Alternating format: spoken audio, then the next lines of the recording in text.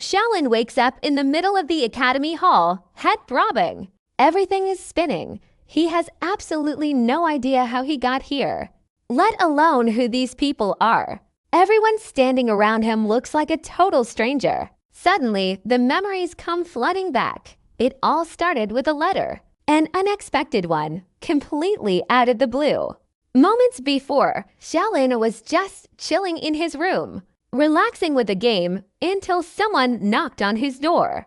A delivery guy showed up, handing over a package. A package he definitely never ordered. Like a total idiot, he just rips it open. Without thinking twice, as soon as the seal breaks, his body gets violently sucked into some unknown dimension. Turns out, that box was an acceptance letter for Dawn Academy. And just like that, Shaolin is trapped in a magic academy, in a world completely different from his own. Now he has to survive and grind for exchange points. An instructor greets them, while the other students look just as confused. To introduce himself, the guy nearly slices them all up like sushi, before barking at everyone to shut their mouths. First test, a potential assessment. It is basically just a basic attribute check. Some candidates are hitting scores up to 32 points. But Shaolin, the gacha gods must hate him. He only scores 9. That is the absolute worst score in the entire group. Once again, Shaolin is slapped with the loser title. You know, all his life, he has only heard that word. From the very people he cared about most. He is sick of it. He is determined to kill that label for good.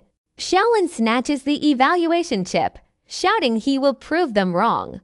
Nearby candidates start whispering about the gifted students, explaining that those chosen few are blessed by the gods. Basically, the absolute top-tier geniuses. Then an arrogant candidate steps forward. It is Gusu, the guy with the highest stats in the group. But here is the thing, Gusu still has no special talent. Gusu explains that to see your stats on the chip, you just have to say the word checkpoint. Shaolin tries it out. Instantly, the system displays his stats. And now watch this, his true power is about to be revealed. That special talent lets him check status screens instantly. All it takes is the word checkpoint to pull up their data chip. Shaolin tries it out and boom, the system displays his stats. The numbers are right there in front of his eyes. But wait, a massive twist hits them. There is a system here. A lifespan penalty. Every single time they die, time runs out. 10 years gone, just like that. And if that timer hits 0, then that death becomes permanent. But then, Shaolin reveals something huge. A hidden anomaly, a secret talent buried deep inside him. A double S rank ability, the learning skill. It lets him copy any skill he sees, though it starts at F grade.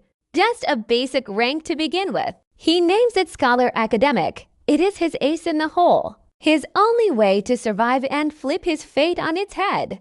One student asks, voice trembling, what does this system really mean?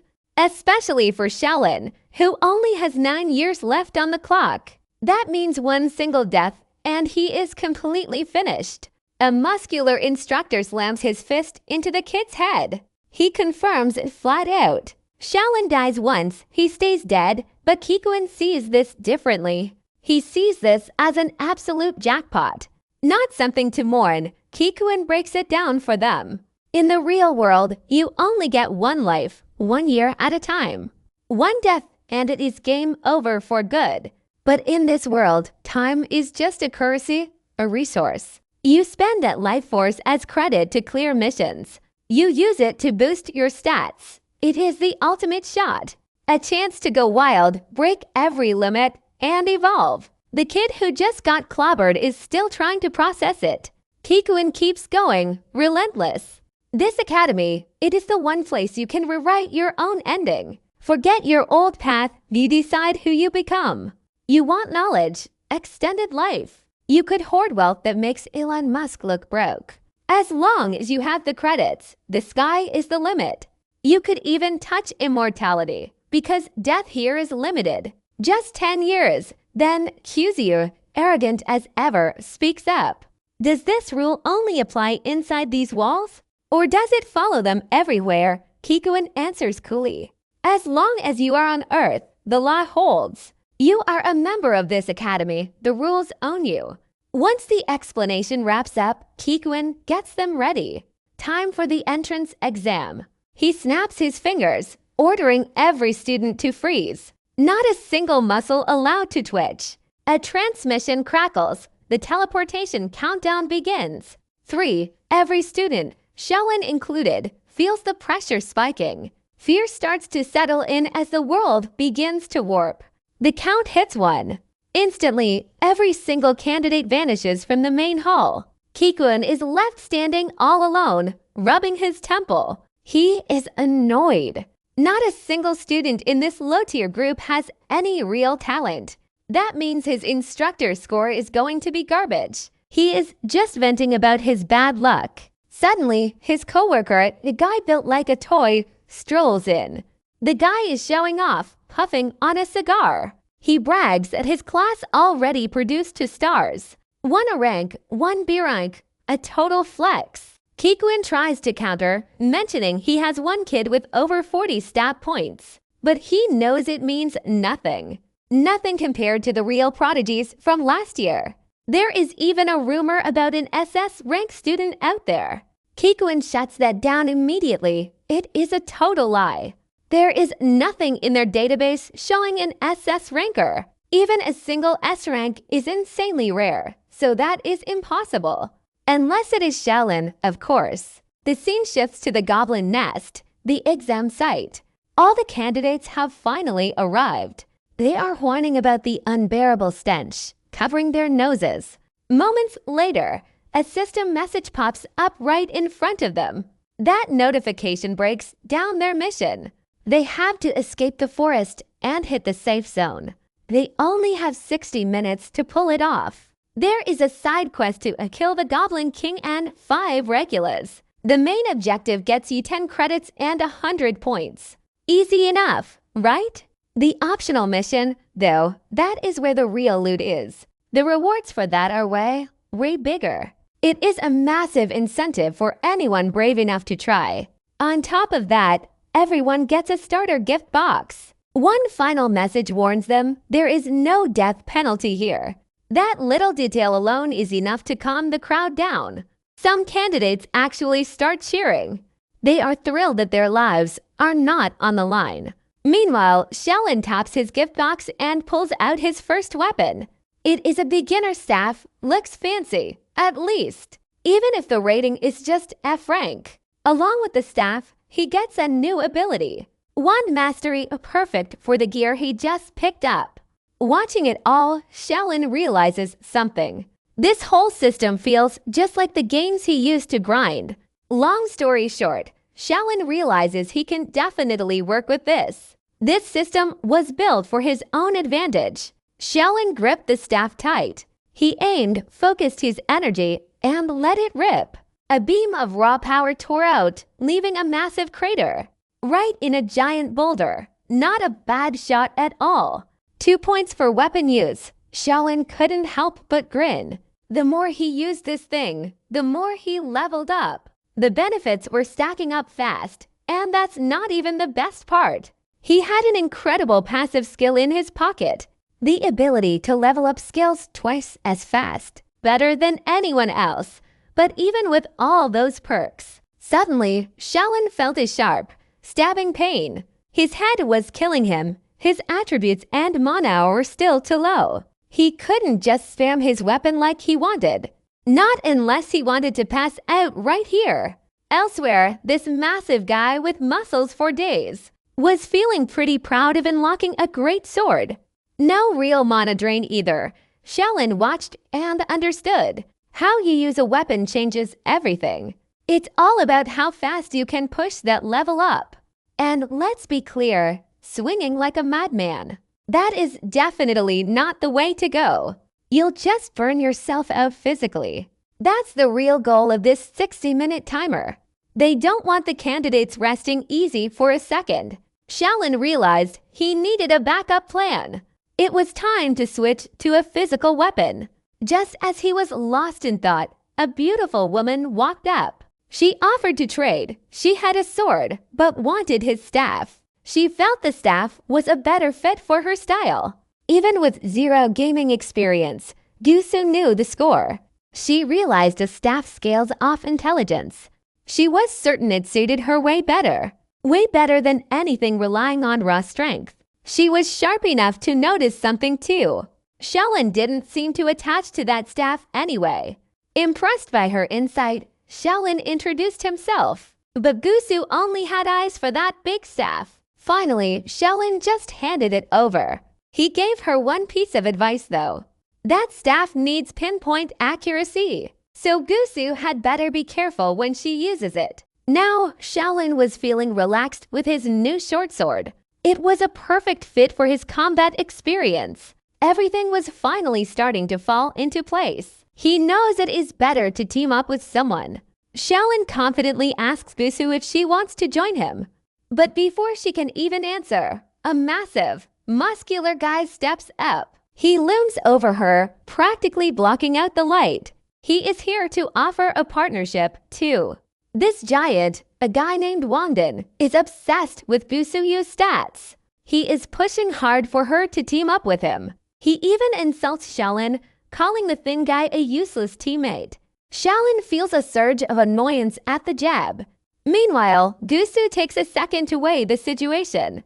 She turns to Wangdan and shuts him down right to his face. Talk about a total boss move. Wangdan looks absolutely humiliated, and the other candidates start laughing. His ego cannot handle the rejection. Frustrated, he turns his glare towards Shaolin, looking for a target. Suddenly, Wangdan shoves Shaolin hard from behind, just because he was standing nearby when things went south. Wangdan starts threatening him, trying to act tough. He claims Shaolin is dead weight and does not deserve a spot. Shaolin keeps his cool and stares right back at him. He tells Wangdan that ability is what will decide the outcome here. Since Shaolin won't back down, Wangdan grabs him by the collar. He is ready to throw a punch. Shaolin just smiles, completely unfazed, and tells him off. He says Wangdan will not even get the chance. You see, a small, ugly goblin is creeping up from the side. It is moving with some serious Venom-style energy. In the middle of their fight, it strikes. Luckily, it only grazes Wangdan's face. Honestly, that goblin is already a step up from Wangdan's ugly mug. The green creature lunges again, but Wangdan manages to slice it down. That is his first kill of the match. Wangdan is fuming, screaming at Shaolin for not warning him. He is even angrier because Shaolin laughed while he got ambushed. But before Wangdan can make a move, he turns around. A whole swarm of goblins is ready to tear them apart. Panic hits the candidates. They are already turning to run. The real fight begins now. Some of them drop instantly. But Shaolin, he is holding his ground, ready for anything. He looks back and sees a whole swarm of goblins. They are getting ready to charge the other candidates. Total panic. They are screaming and ready to bolt. The fight kicks off, and some candidates hit the dirt hard.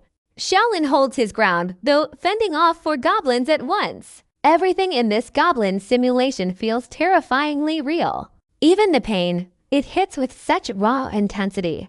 Gusu takes down a goblin, crushing it with his staff. Meanwhile, Shaolin cuts another one down with a single, precise slash of his blade. The environment shouldn't feel this way, but the programmed settings make it feel far too authentic. This is no ordinary game. Average people would be wiped out instantly in a place like this, no matter what weapon they held. Some candidates suggest hiding deep inside a nearby cave, convinced it looks like a safe spot. One candidate bolts, sprinting straight into the cave.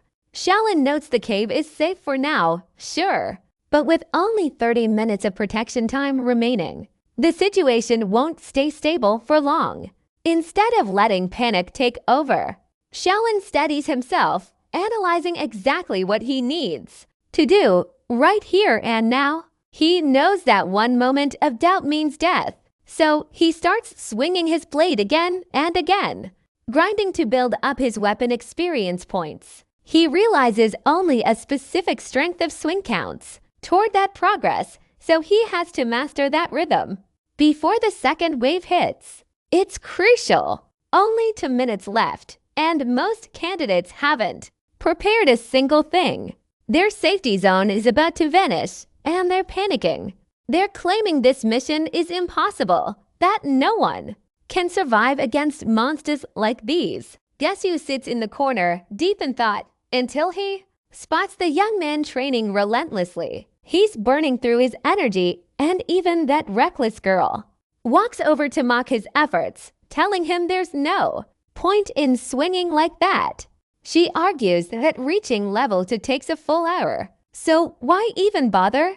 With so little time, they'll never manage to evolve before the deadline hits. Shaolin is actually impressed by how sharp she is with her calculations. He knows her assumption is correct, but Shaolin just smiles, keeping his secret a buff that doubles his experience points, giving him an edge she can't imagine, hitting the same level in half the time. Even now, he is just 2 points away from leveling up again. He thanks the girl and asks for permission to keep up his Shaolin training, also asking if she has gotten any results from watching the goblin patterns. That question catches the girl completely off guard. She never expected him to notice such fine details. They chat about the game for a bit, but it turns out Gusu knows absolutely nothing about it. Getting serious again, Shaolin explains that these goblins have offense and defense that is incredibly weak, with their most vulnerable spots being the head and the heart. In other words, taking them down is not a task that is too difficult. They just need to stop fearing the goblins. This mission is actually not as hard as they imagined. Shaolin can see several people nearby who are still shaking with fear, and people like that are just destined to lose. With 2 minutes left, Shaolin declares that they need to head out right now. Suddenly, Wangdan blocks their path and demands to know where they think they are going. Just like before, that stubborn bully insists that Gusu should pair up with him, claiming Shaolin will only get the girl killed. Gusu once again refuses him firmly, insisting that the main challenge is actually the Goblin King. The jerk screams in anger, shouting that the Goblin King is just an optional reward they can easily ignore. They have all seen the monster, and while he is only focused on basic survival, Gusu is actually gunning for the biggest prize of all. Shaolin backs Gusu up, convincing Wangdan that the quest surely has some kind of hidden trigger mechanism or perhaps requires a certain number of goblins to be slain. First, Gusu suspects there is no way the academy would force them to take down a boss in just a few minutes, which means the trigger must be tied to a specific kill count. Shaolin agrees with that assessment. They need to clear out some goblins first. A girl shaking with fear chimes in, suggesting that they should probably just focus on surviving because who knows how bad it gets. The Goblin King is strong, but Shaolin knows going big is way better. They won't die even if they fail right here. He pushes everyone to go all out and rack up points. Thanks to Shaolin's pep talk, morale among the candidates spikes. Wangdan closes in again, trying to block them. Once more, he tries to convince the crowd not to listen to that crazy guy, that suicidal maniac. But Gusu quickly shuts him down for the umpteenth time, tells him to quiet down since he's just a commoner. Wangdan only has 30 points while Gusu has 46. That's enough to make him shut his mouth. Silence hits the group as Shaolin realizes Gusu's points. They are 5 times higher than his. Taking charge, Gusu tells the group that only by uniting can they actually clear this mission. He orders Wangdan to handle the aggressive goblins up front, while the long-range fighters provide cover, closing off the rear to maximize their total kill count. As for Shaolin, Gusu makes it clear his role is to finish off the weak ones, the goblins trying to escape the main crowd. since he's got the worst stats out of everyone here. Strategy locked. They storm out of the cave. Wangdan starts slashing goblins while the archers keep raining fire. They keep chipping away at the enemy numbers. Some goblins try to fight back, but Shaolin moves. He infiltrates and takes them out from the side. He saves a candidate, but the action drains his stamina. Now he only aims for single, precise strikes. With those sharp eyes, Shaolin kills 4 goblins. The other candidates are shocked by how much he's doing. Just 9 points, yet he's pulling off moves like that. They think it's luck, but Gusu sees the intent. Every movement Shaolin makes is perfectly calculated. He knows how to maneuver despite his low stats.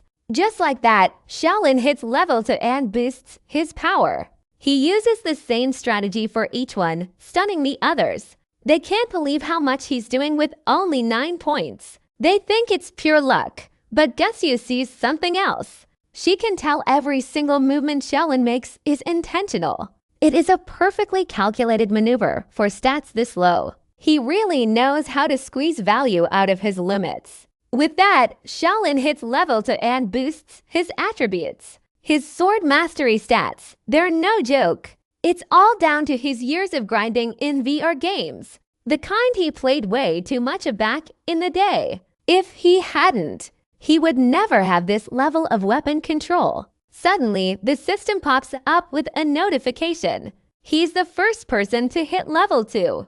It even unlocks a brand new heavy slash skill. Shaolin just needs to take down the 5th and final goblin. To wrap up one of his optional side quests, he spots a dying goblin and finishes it off in 1 hit. Quest complete, but then something strange happens. All the other goblins just vanish into thin air, as if the game world itself finished the job for him. Then the system hits him with a hidden condition, a boss fight. The Goblin King drops in, absolutely massive, looking like a total titan, ready to wipe them all out. The king is like a waking nightmare, dripping with pure horror. The moment it locks onto the students, it lets out a roar that's loud enough to shake the room. Everyone has to cover their ears just to keep them from ringing. It's clear to everyone now. They're facing the real deal, the true goblin boss. Shaolin realizes all the small fries are gone now. It's just them and this towering monster left standing, while the other students stare at that health bar. That bar is ridiculously long. Panic starts setting in deep among the group. One guy drops his sword and tries to bolt, just turns around and runs. Even though Shaolin knows the monster's senses are maxed out. Super sensitive hearing and a nose that picks up everything. But there's no stopping the chaos taking over now. That runner's mistake turns into an immediate disaster. The Goblin King hears him and locks onto the target. Wangdan thinks this is his window to strike. He tries to take advantage of the distraction, lunging forward to land a sneak attack, but the king counters Wangdan instantly, sends him flying back through the air. And when he hits the ground, it's over. He's gone. Watching their best player get crushed that easily, the whole group loses it, panic taking the wheel. They scramble toward the exit as fast as they can. It's absolute, total chaos. The Goblin King begins clearing the room in a brutal rampage. He stomps on one student, crushing them beneath his massive foot. Then he swings his giant club with terrifying, raw power, sending another student flying through the air as he hunts. He's closing in on a female player. She's next. Suddenly, a magical strike slams into him from the side.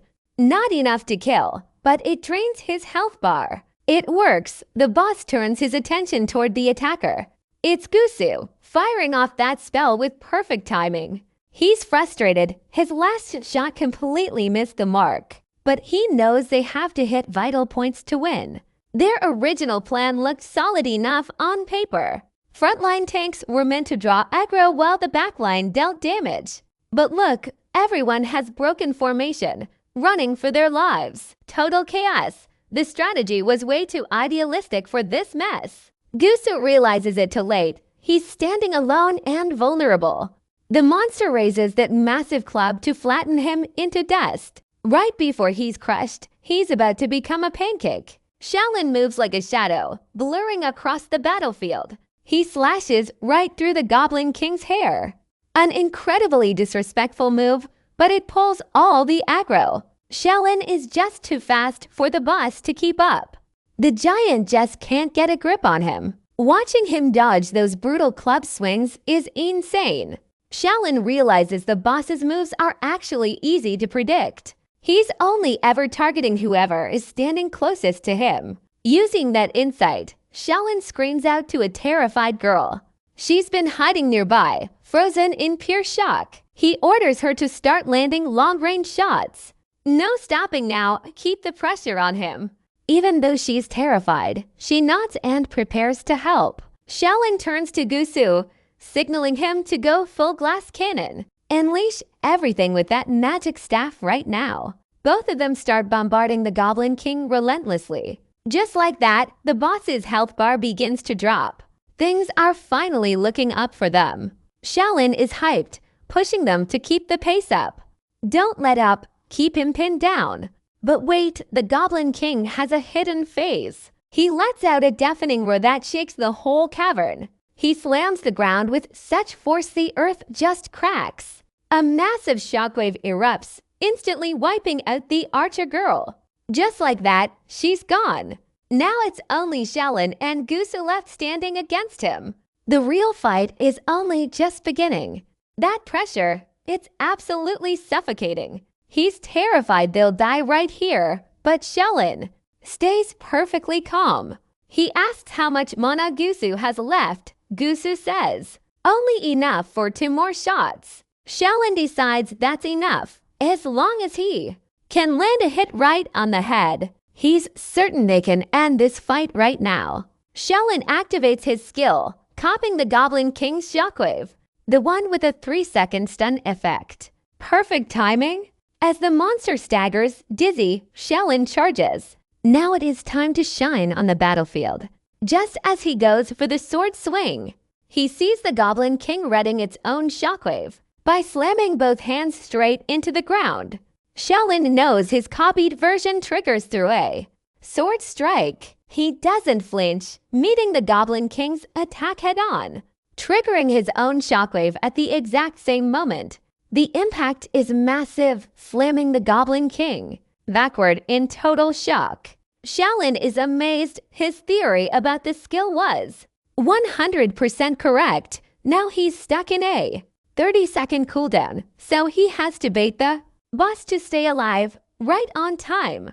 The monster swings again with power that creates a massive energy explosion. When the smoke clears, the Goblin King screams. Its hand is charred. Gusu managed to land both of his remaining shots. Even so, he's baffled. How is a weak kid like Shaolin tanking hits from the boss with the Goblin King's health already at rock bottom? The monster turns desperate and hurls a giant boulder right at Shaolin. He knows he can't fully dodge this time, so he does something completely insane. He braces too. Catch that massive rock with his bare hands. The impact sends a shockwave of raw power everywhere. Gusu screams, terrified that Shaolin is finally done for. When the dust finally settles, it turns out Shaolin only lost an arm. But he is still standing. The cooldown is only 10 seconds away, but the Goblin King gives him no room to breathe. Launching another heavy attack instantly, Shaolin knows he must. He closes the distance, needs to get right in there for the final move. It has to land. With 3 seconds left on the clock, he lunges right in front of the monster. And just like that, the cooldown ends. He slams his blade into the dirt, unleashing raw power. A massive shockwave erupts, catching the Goblin King off guard. The boss stumbles, so he signals the girl, finish it now. Guccio doesn't waste a split second, taking the shot. A perfect headshot, erasing the boss from existence in a flash. Gone, just like that. The system announces it. The Goblin King is officially dead. Mission 2 complete. As the adrenaline starts to fade, reality kicks in. Shaolin drops his sword, his body giving out as he hits the ground. His vision fades out, slipping away as he realizes the truth. He pushed himself way past his limits to clear that quest. Back in the safety of the Academy conference room, things are heating up. The head of admissions is laying out the full report on this year's recruits. Every stat is up on the board, from F rank all the way to S rank. He breaks it down, scanning through the entire list. He drops the number. A total of 15 people hit that S rank status. 15 elite tier prospects in 1 year. The other instructors are breaking into a cold sweat just hearing that. They're wondering if this class is just built different, especially when the head of admissions drops another bombshell. 13 of those students are high-caliber talents, the absolute best the Academy has seen in an entire decade. Kichuan starts feeling the pressure, really anxious now. He thinks his own class is a total flop since no one hit S rank. But then, the head of admissions drops the big one. News that stops everyone in their tracks. It turns out Kichuan's class just set the school records at once. 2 students from his group, once called talentless, hit S rank. Not only that, they shattered records. They hit the highest intelligence stat and the lowest total attribute score ever. Truly one of a kind. Obviously, he's talking about Shaolin and Guccio. Their weird stats are even drawing eyes from the head of the Academy. Meanwhile, everyone else is teleporting back, mostly in one piece. The moment Shaolin reappears, he's checking his status screen. He's shocked. All his missions are marked finished, even though he passed out before the fight even ended. He spots Guccio nearby and starts connecting the dots. He is shocked to see his missions marked then. He passed out before the end. But here's the kicker. He wakes up and sees Guccio nearby. He guesses that the instructor must have called her in specially. The girl is the one who finished the fight. Before he can even get a word out, the archer girl rushes over to thank them both. She hit in a rank, and she knows it. She still remembers getting crushed by the boss. She is shocked when Shaolin reveals they cleared it after she vanished. Meanwhile, the muscular guy who was being a total jerk before is still fuming, ranting and raving. He claims their win was just pure dumb luck. Gusu ignores that trash talk entirely and pulls Shaolin aside. She wants to talk about the fight in private. After dragging him to a quiet spot, Shaolin tries to thank her, but Gusu shuts him down. She admits that without Shaolin countering the Goblin King's skill, she never would have gotten that opening. That headshot was only possible because of him. As they talk, Shaolin realizes this girl is way more calculating than she looks. Gusu gets right to the point. She asks how someone with such low stats messed with a boss skill like that. She knows Shaolin is hiding something, but she promises to keep it quiet. She just wants to know so they can watch each other's backs. To build some trust, Gusu asks to add Shaolin to her friend list. Shaolin is more than happy to agree. Gusu even teaches him how to pull up the system menu on the down low. Shaolin officially adds her using her student ID. That chill moment breaks when an announcement flares everyone with an F rank to the meeting hall. While the rest head to the central field, the instructor calls Gusu out by name. She heads off, and Shaolin pulls up his map to navigate the field. Playing with the interface, he wonders why the instructor singled her out, but he shakes it off and keeps moving. Reaching the field, Shaolin is stunned by the massive crowd. He cannot help but wonder if their sudden disappearance caused a massive uproar back home. Suddenly, Gusu rushes back toward him. She is in a hurry, making sure he knows she didn't leak a thing. Wait, he's looking at Gusu, and she's already walking away. Shaolin pulls up his system map to navigate to the field. He is messing around with the interface, wondering why. Why did the instructor single out Gusu like that? He shakes it off, though, and keeps moving toward the field. Once he arrives, he's stunned by the size of the crowd. It is a massive group, standing there waiting. He can't help but wonder if their sudden disappearance caused chaos. Did people back home freak out when they all vanished? Suddenly, Gusu turns around and comes right back to him. She rushes to tell him she didn't leak a word about him. Before leaving, she introduces herself as Zhang. Shaolin keeps his secret quiet from the higher-ups. Nearby, a senior student tries to catch his breath. Then the student council president steps up. He climbs onto the stage with 2 guards in tow. He introduces himself, apologizing for the headmaster being late. But the formal vibe dies fast. Suddenly, a roar. A deafening sound echoes across the field. Everyone freezes. A massive dragon appears in the sky above Shaolin. A primal, biological fear hits. Just pure terror. His body locks up. Beside him, even Kyuzi is trembling. That dragon rider, it is the headmaster of Dawn Academy. As he touches down, the council president tries to play it cool. He calls the grand entrance a bit over the top. The headmaster snaps back, cutting him down hard.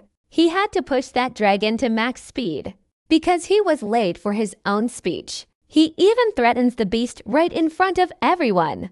One more scare like that, he says, he will skin it. Turn it into a couch. Shaolin watches him, deeply anxious. He worries that someone this powerful might see right through him, might spot his hidden talent just by looking his way. The headmaster starts his speech praising the potential of the students. But then his gaze shifts, locking directly onto Shaolin. Shaolin stands there, trying not to draw any attention. Using magical amplification, he explains why they were all snatched, dragged out of their beds in the middle of the night. He blames the admissions department for the insane scheduling. He promises to change the rules so it never happens again. The mood shifts, it gets heavy, real serious, real fast. Now he explains their new reality to the entire crowd. He calls them invaders, revealing the name of the planet. Noma, their new world, a hostile, foreign place. The academy exists for one goal: to train an elite force, to conquer and seize control of this entire territory. The headmaster bellows, his voice booming across the field. Their old lives effectively ended the second they opened that letter. From this point on, they are not just simple students. They are budding battle mages, future generals, and leaders. The ones destined to conquer this entire world. Raw, incredible energy erupts from him as he speaks. He talks about the treasures waiting in this new world. The crowd goes wild. Their spirits are burning now. He sets a new rule: only the top 3 students from each class, they get to enter the new world early. The student council president, he looks worried. He starts to speak but catches a sharp look from the headmaster. That one gaze shuts him down immediately. He steps back, staying quiet. The old man breaks up the crowd, leaving the area empty. Shaolin stands there, lost in thought, obsessing over the student president's odd reaction. Why was he so on edge about this early deployment? Doesn't matter. Shaolin knows his own goal: get stronger. He has to, or he gets crushed. His inner monologue snaps shut when Gusu calls his name. Turns out, Gusu just turned down the class president position. That spot usually goes to the top-tier prodigy. Now, that heavy responsibility lands squarely on Shaolin. The instructor insists, promising Shaolin that being class president has real weight. Extra credits, major perks, the kind of stuff he needs to survive. For someone with his low-level skills, these privileges are a lifesaver. With his weak stats, he really can't afford to say no. The instructor doesn't even leave room for a debate. He just points at Shaolin. You're the new president, period. Almost instantly, the system pings him, officially confirming his new role. It's locked in. There's no backing out now.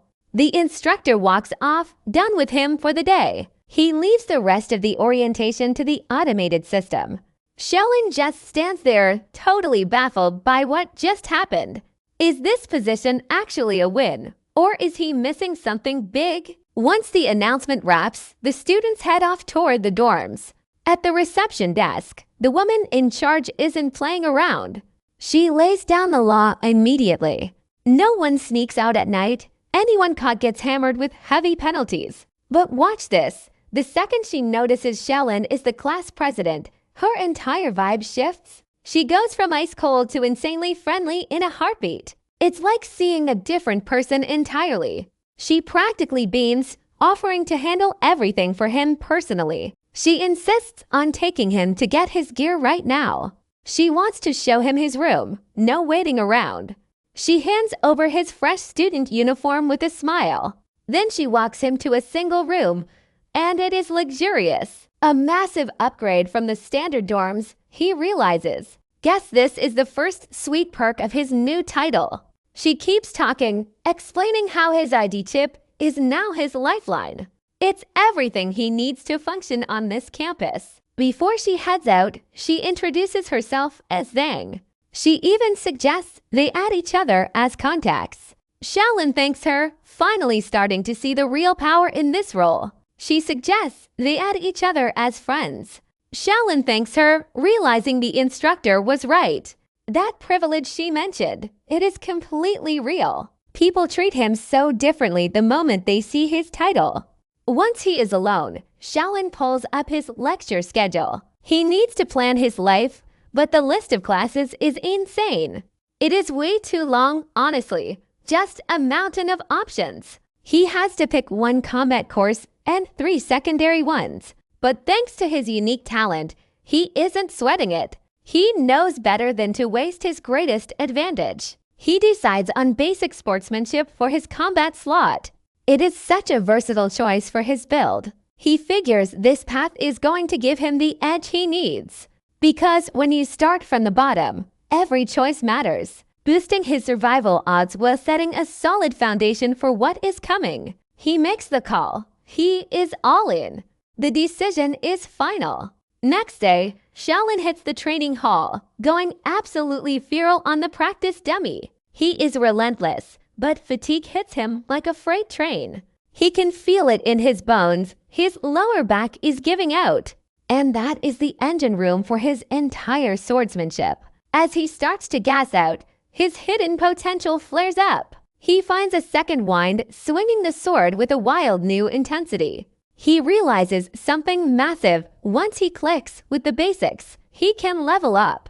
And he can do it at a terrifying, insane pace. Just like he thought, he hits level 3 in barely 1 hour. That is twice as fast as anyone else in the room. Finally, his body gives out and he collapses to the floor. His arms completely dead, total numbness. The third-year instructor, Chanya, strolls in.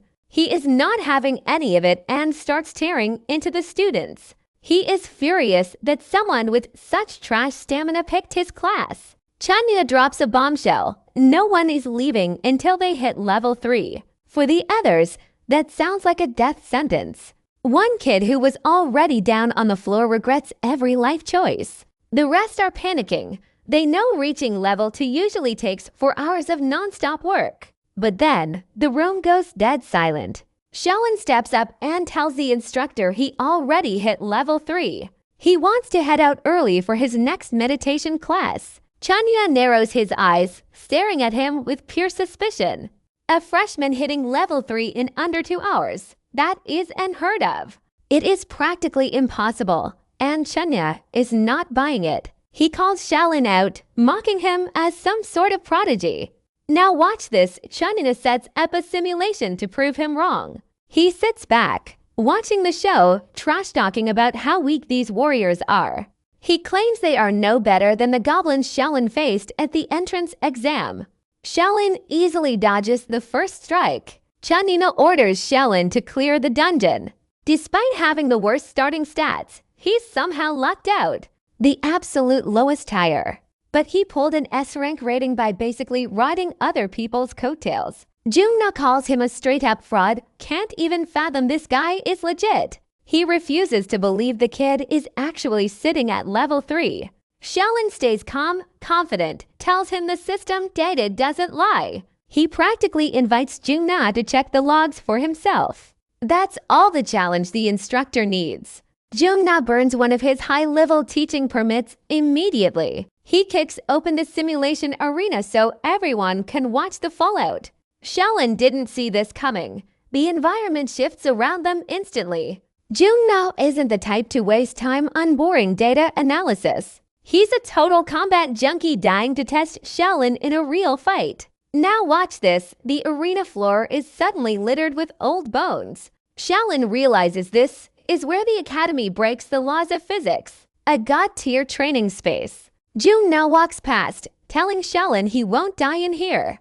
But everything he feels, pain, exhaustion, it's all going to be real. Plus, Jung Na paid a massive price to activate this zone. He expects a serious return on his investment. With a wave, he pulls skeletons straight up from the dirt. They swarm Shaolin, desperate to drag him down. Jung Na watches from the sidelines, leaning back with a smirk. If Shaolin is truly a top-tier level 3 swordsman, this is nothing. He critiques the skeletons as they move, calling them pathetic. Basically on par with the low-level goblins Shaolin fought during entrance exams. The first wave misses, Shaolin dodges clean. Jung Na throws down the gauntlet. Clear this dungeon, show your skill. Do it, and he gets early release permits as a reward. Jung Na sounds almost cocky now, promising even more perks if he survives. Shaolin squares his shoulders, takes his stance. The real fight starts right now. If he proves he can handle it, he gets the green light to leave early. Chenya is feeling cocky, basically promising Shaolin more perks if he keeps showing off. The warrior is seriously weak, about the same level as those goblins Shaolin faced before. During the entrance exam, he dodged that first attack perfectly. Shaolin Jing now then orders Shaolin to clear out the dungeon. The reward: getting permission to head out of class early. Proving what he can do, he steps up. He even declares, totally confident, that Shaolin will earn way more perks. More free time for them to leave class early. In the future, Shaolin preps for battle, shifting into a firm combat stance. To survive this undead dungeon, he has only 2 choices. Hold his ground for 40 full minutes, or take down 20 skeleton soldiers before time runs out. Shaolin is already drenched in sweat. He thinks to himself, this woman is a total maniac. Why go this far? Just to feed her own ego by testing his skills. Still, Shaolin draws his blade. He has to face them head-on. Shaolin weighs his options. 2 ways to finish this as the skeletons swarm. They rush forward, ready to hack him into pieces. He dodges a wild swing, thinking fast. Should he just play defense for 40 minutes? Or should he just wipe out all 20 monsters right now? Shaolin unleashes a brutal slash. He strikes the first warrior, creating an opening for his next move. He hacks the soldier's head clean off its body. First kill down, now Shaolin realizes something. It takes at least 2 hits to drop 1 skeleton. They're coming at him from every angle. 20 enemies closing in. To clear this dungeon, he needs at least 40 perfect strikes.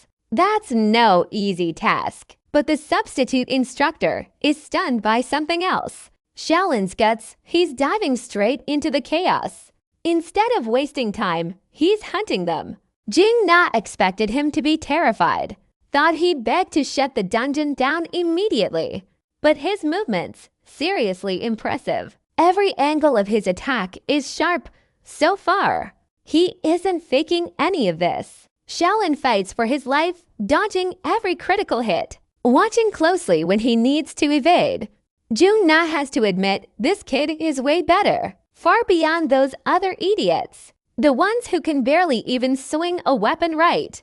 Shaolin's only real problem is his pathetic stats. Before Jung Na can think too much about it, she realizes something new.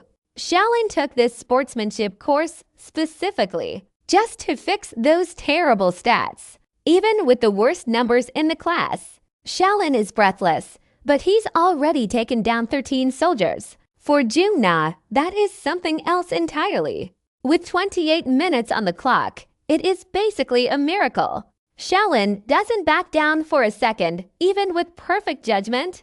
Naturally, he still takes a massive, punishing hit from one of the skeletons closing in from behind, causing heavy damage. This is exactly what that sadistic woman wanted to see.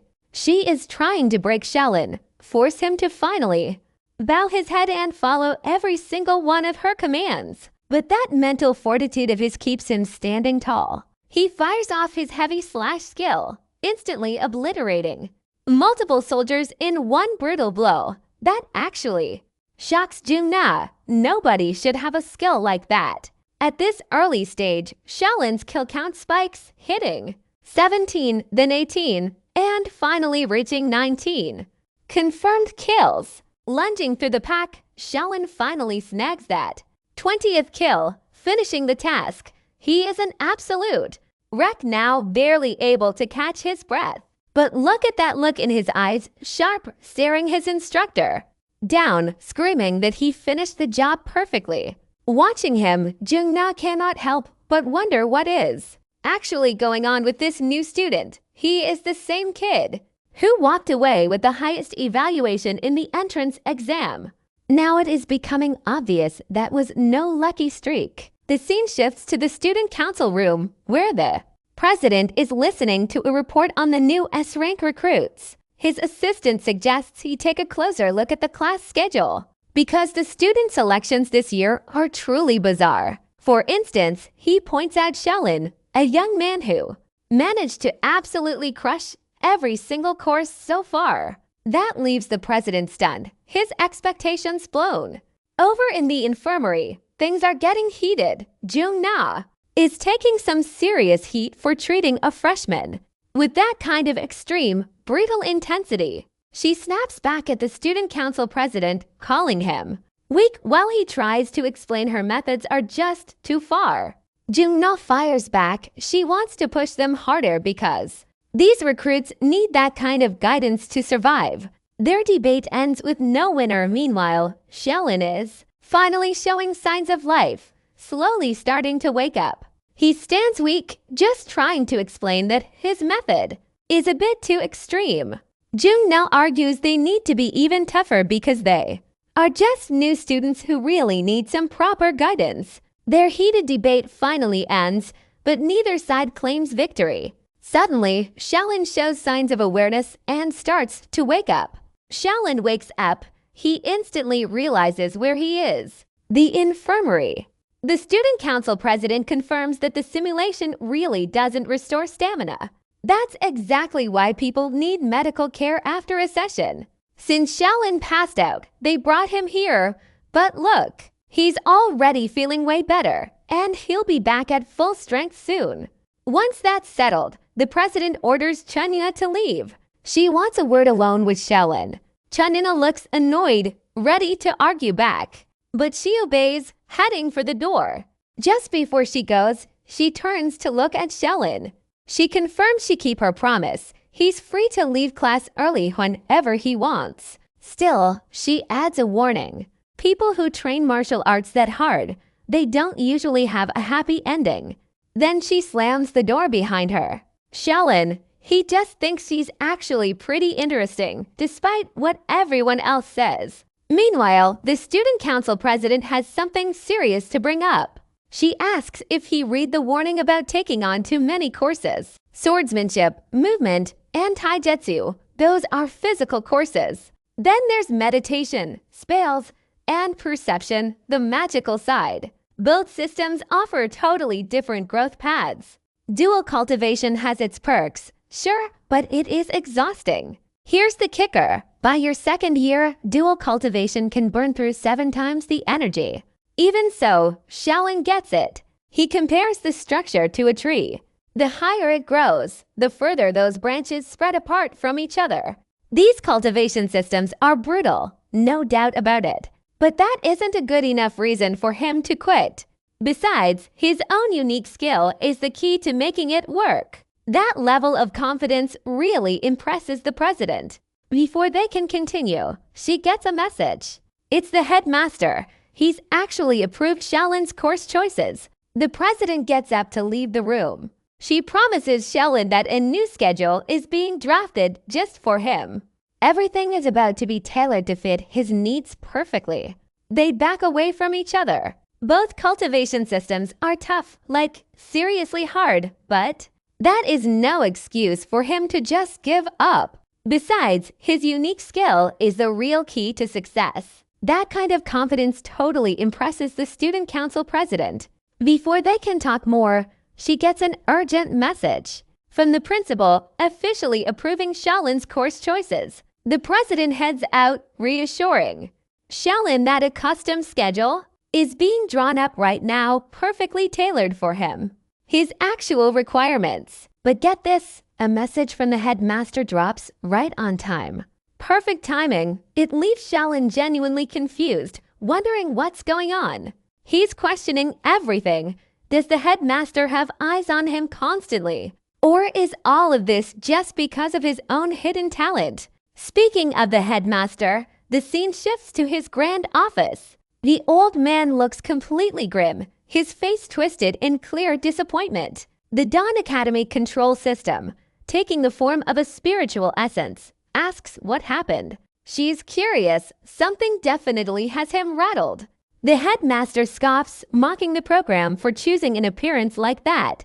It looks just like an anime girl. A ridiculous choice, he thinks. Still, he stresses that this program is the heart of the academy. The core control center, only a tiny handful of people have any access. It holds all the power, and he knows it. After spending 100 years with this old man, the program is bored. She thinks he's incredibly dull, always stuck in his old ways. She wonders why he's so bitter when this current batch is actually solid. They even managed to produce a rare student with a double S rank. That kind of talent is massive, yet he remains unimpressed.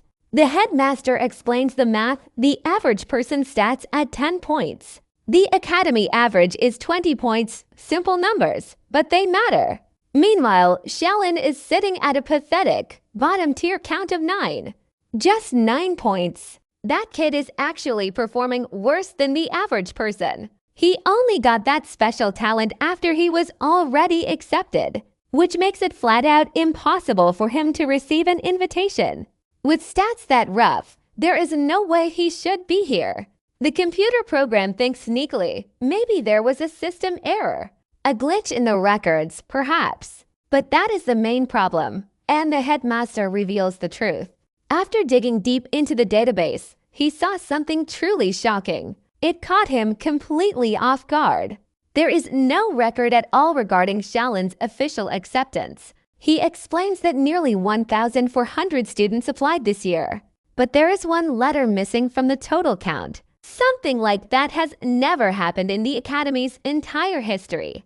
It's unprecedented. Since this virtual program is the main control system, the headmaster asks her opinion. He needs to know what she thinks. The girl replies that from the 1,360 letters, everything is fine. There were 0 error reports in the system. Then the headmaster demands to see Shaolin's specific acceptance letter. Teasing him, the program flatly refuses to cooperate. She says even the headmaster himself doesn't have the clearance. He simply doesn't have the authority to view that file. That statement nearly gave the old man a heart attack. He couldn't believe it, even with the academy's permission. He wasn't allowed to see a single letter. The program confirmed it. It echoed the news again, sounding just as shocked as he was. Accepting his defeat, the old man decided to let it slide for now. In exchange, he demanded the system create backups and full encryption for every single acceptance letter. The program immediately executed those commands. Now, every letter they held was fully encrypted, accessible only by the headmaster or higher authorities. The only file that stayed locked was Shaolin's. Not even the program could touch it. Maximum security status. The system concluded the headmaster was working hard, making sure no one found out about that missing letter. The headmaster confirmed it. He was heading back to the new world. He didn't want anyone interfering with the boy's growth from behind. For academy affairs, he left everything in the program's hands. With that, the conversation finally came to an end.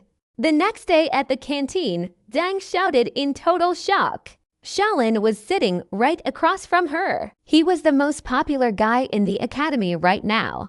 The girl said Shaolin was cursed because Chunil was a total maniac. Shaolin understood, but he still had to ask one thing.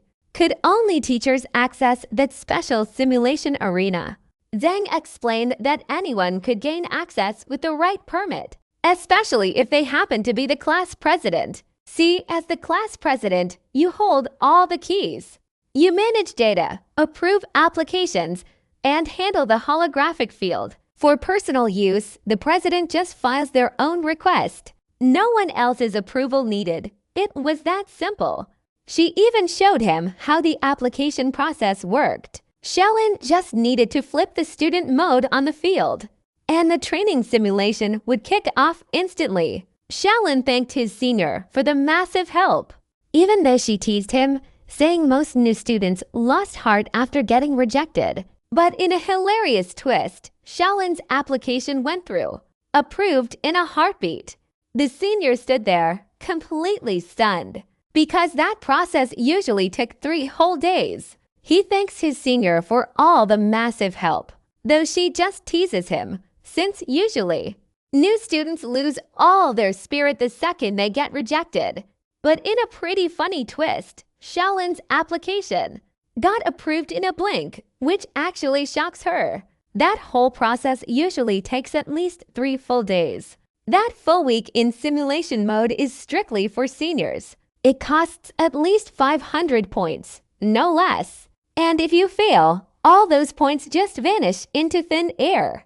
That reality hits Shaolin hard. He finally understands where he stands. He has 800 points right now, so he absolutely cannot fail. He also remembers the headmaster saying something crucial. Only the 3 top students in every class get that early pass, a golden ticket to enter the new world. Plus, the class president role gets re-elected after the exam. This chance won't come around twice. To make things worse, Wang Din is actively planning his total ruin. Right now, Gusu and Wang Din lead Class 7. If Wang Din stays president, Shaolin is finished. He will be trapped for life, blocked from the simulation arena forever. So he has no choice. Whatever it takes, Shaolin has to get stronger. After wrapping up that talk with the senior, he turns to leave. He walks off, leaving her behind in the hall. She watches him go, struck by how hard he works. Now it makes sense why he managed to become class president. Over at the physical training gym, everyone is whispering.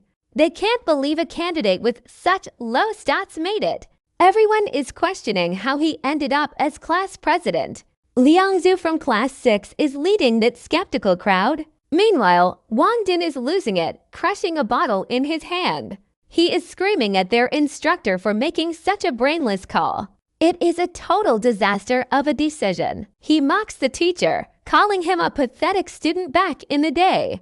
No wonder the teacher favors these low-class kids. Wang Din looks completely frustrated, bordering on unhinged. He still can't shake that humiliating loss when Gusu rejected him. Stung by that public shame in front of everyone, his lackey, Liangzhu, suggests they just jump Shaolin now. Why wait 3 months for the exam when they can strike today?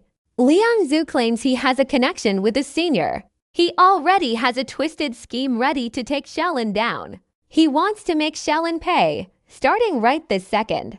Back on his own, Shaolin is grinding through intense cardio, pushing his stamina to the absolute limit. He finished his session and heads back toward the dormitory. He is convinced that this daily grind will pay off. He can already feel himself getting stronger with every move. But as he reaches for his door, something feels wrong. He realizes in a heartbeat it is locked from the outside. Shaolin stares at the door, unable to believe what he is seeing. Is he really trapped inside the gym? Shaolin tries the handle again, hoping against hope. Maybe the staff was just careless and didn't check. Did they really leave without making sure everyone was out? He starts muttering to himself, frustrated. Sleeping in the gym while curfew creeps closer, not ideal. Suddenly, a loud cracking sound echoes through the hall. Then the lights snap off completely. Shaolin stands frozen in the pitch-black training room. He tries to stay calm, forcing a weak laugh. Just a routine power outage for the night, he tells himself. But his skin crawls. Why would a fancy academy cut power? Not when students might still be inside. Up above, the night sky over the academy holds a strange secret. Two crescent moons hang side by side, casting an eerie, dim glow. At that same moment, a report comes in about a student breaking curfew. Chenyu and Hansen from the discipline department move out fast. Hansen confirms the report came from Liang Zhu. He insists they need to make an example of this kid. Chenyu adjusts his glasses and nods. With the headmaster and student council president away, this is on him. He has no intention of going easy on anyone. The discipline department will monitor every single rule break. Hansen looks eager, almost sycophantic. He really wants to prove his worth to a leader like Chenyu. They arrive at the training area, ready to sweep the place. Hansen's smile widens. He lives for enforcing the rules. He imagines all the demerit points he can seize from a class rep. The door creaks open with a sharp, piercing sound. It echoes through the silence. The gym looks completely empty. Hansen peers into the dark shadows. Chenyu asks what is going on. Hansen just points a trembling finger into the room. He's certain he heard someone moving in there. Over in the dark, Shaolin presses tight against the wall. He holds his breath, sweat beading on his forehead. Chenyu doesn't buy it for a second. The door was locked from the outside. Impossible for anyone to be in here. Hansen tries to brush it off with a nervous laugh. Meanwhile, Shaolin is pressed flat against the wall, holding his breath as cold sweat beads on his forehead. Chenyu does not buy Hansen's story because the door was locked from the outside, so it should be impossible for anyone to be inside. Hansen tries to brush it off with a laugh. He's nervous, wondering if his ears are playing tricks on him. But when Hansen turns to leave, his face goes blank. Suddenly, pure rage, because his target just vanished into thin air without a trace. Little does Hansen know, while he's busy searching, Shaolin has already slipped away completely undetected. Outside, Shaolin finally lets out a long breath. Leaning against a tree, he realizes just how close he came to getting caught. Shaolin knows that being nabbed out here at night would cost him a massive chunk of his points. Right then, it hits him, the gym lockdown. Then the patrol showing up, none of that was a coincidence. It all reeks of a setup. Shaolin starts wondering if he's overthinking it or if someone is actually gunning for him. Shaolin glances up at the horizon, locking eyes again with those two moons shining bright above the tree line. He recalls the lessons about this academy being modeled after the Noma world. But seeing this weirdness firsthand, something's off. Going back to the gym is way too risky, so Shaolin needs to find a new hideout. Then, out of nowhere, a massive purple head with jagged, serrated features pops out from the nearby bushes. A cold chill shoots straight down Shaolin's spine as he feels something way bigger than any human watching him. A giant, glowing purple eye slowly peels open and stares right at him. It's that purple dragon, the exact same creature from the entrance ceremony. Shaolin freezes. His mind races as he recognizes the monster. The dragon shifts, wings unfurling and casting a huge shadow over everything. That gaze is so sharp it makes Shaolin's blood run ice cold. He has one choice: run. Shaolin doesn't wait a second longer. He spins around and bolts. He steals a glance behind him, praying he isn't about to become a midnight snack. Deep within the thick forest, Shaolin spots a massive structure looming ahead. Desperate, he searches for any kind of shelter. Shaolin decides to break in and hide inside. He slips through the tightly sealed entrance. The wooden lattice groans under his weight. He freezes.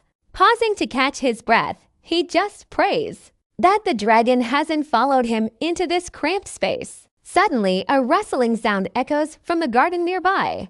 Shaolin glances down and catches sight of something. A dark beast with glowing red eyes staring right back at him.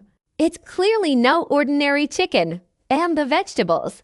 The garden is bizarre, with cabbages that are even bigger than Shaolin's own body. Nearby, a bush is loaded with glowing red fruit. Giving off a sweet scent that's incredibly tempting, Shaolin stares at the bird, wondering if it tastes as good as it looks. It looks fat and appetizing. Then, out of nowhere, he gets a sudden craving for a chicken burger. But the bird, turns out, it has a completely different plan, and suddenly lets out a deafening, ear-piercing roar. Shaolin doesn't even have time to process what's happening before the creature spits a blast of fire directly at his face. Panic sets in. He barely manages to scramble backward, finally realizing this academy is way more dangerous than he ever imagined it could be. Suddenly, a hand darts into the frame and grabs the fire-breathing beast by the throat. Shaolin freezes, then looks up at the mysterious figure who just appeared out of thin air. The man looks tired, holding the limp bird, then accuses Shaolin of trying to steal his livestock at midnight. They stand in the garden, caught in a tense silence, bathed in the pale moonlight. Shaolin swallows hard and asks who the man actually is. The guy just snorts, then introduces himself as Songjun, the head of logistics, who is clearly not thrilled about dealing with a late-night intruder. Songjun notices that Shaolin is just a new student who's already broken curfew and even snuck into his private territory without permission. Songjun demands to know how Shaolin plans to pay for the trouble of scaring off his dinner. Shaolin panics, scrambling to apologize and explain that he was only trying to hide from the dragon roaming outside. Shaolin recounts how he got locked in that restricted training zone. Even the patrol showed up while he was trapped inside, and that is when he ran into a massive purple dragon, a beast that could spit scorching flames at will. Songjun listens, then casually shrugs off the whole story. He claims that giant creature is really no threat at all. He even calls it a glorified lizard, mocking the beast, adding that Shaolin is far too weak for a dragon to even target. Shaolin cannot believe his ears. The guy calls that monster a lizard, a creature that huge, just a lizard. He is clearly stunned. As for that incident at the training area, Songjun explains it was just a classic trap, a dirty trick played by the disciplinary department. Shaolin starts to realize he was definitely set up from the start. Songjun then breaks down the system of redemption points, the primary currency that keeps this entire academy running. Everything costs them, from buying basic gear to activating the advanced simulation areas. Even tapping into resources from the new world requires a huge fee. Those points are everything.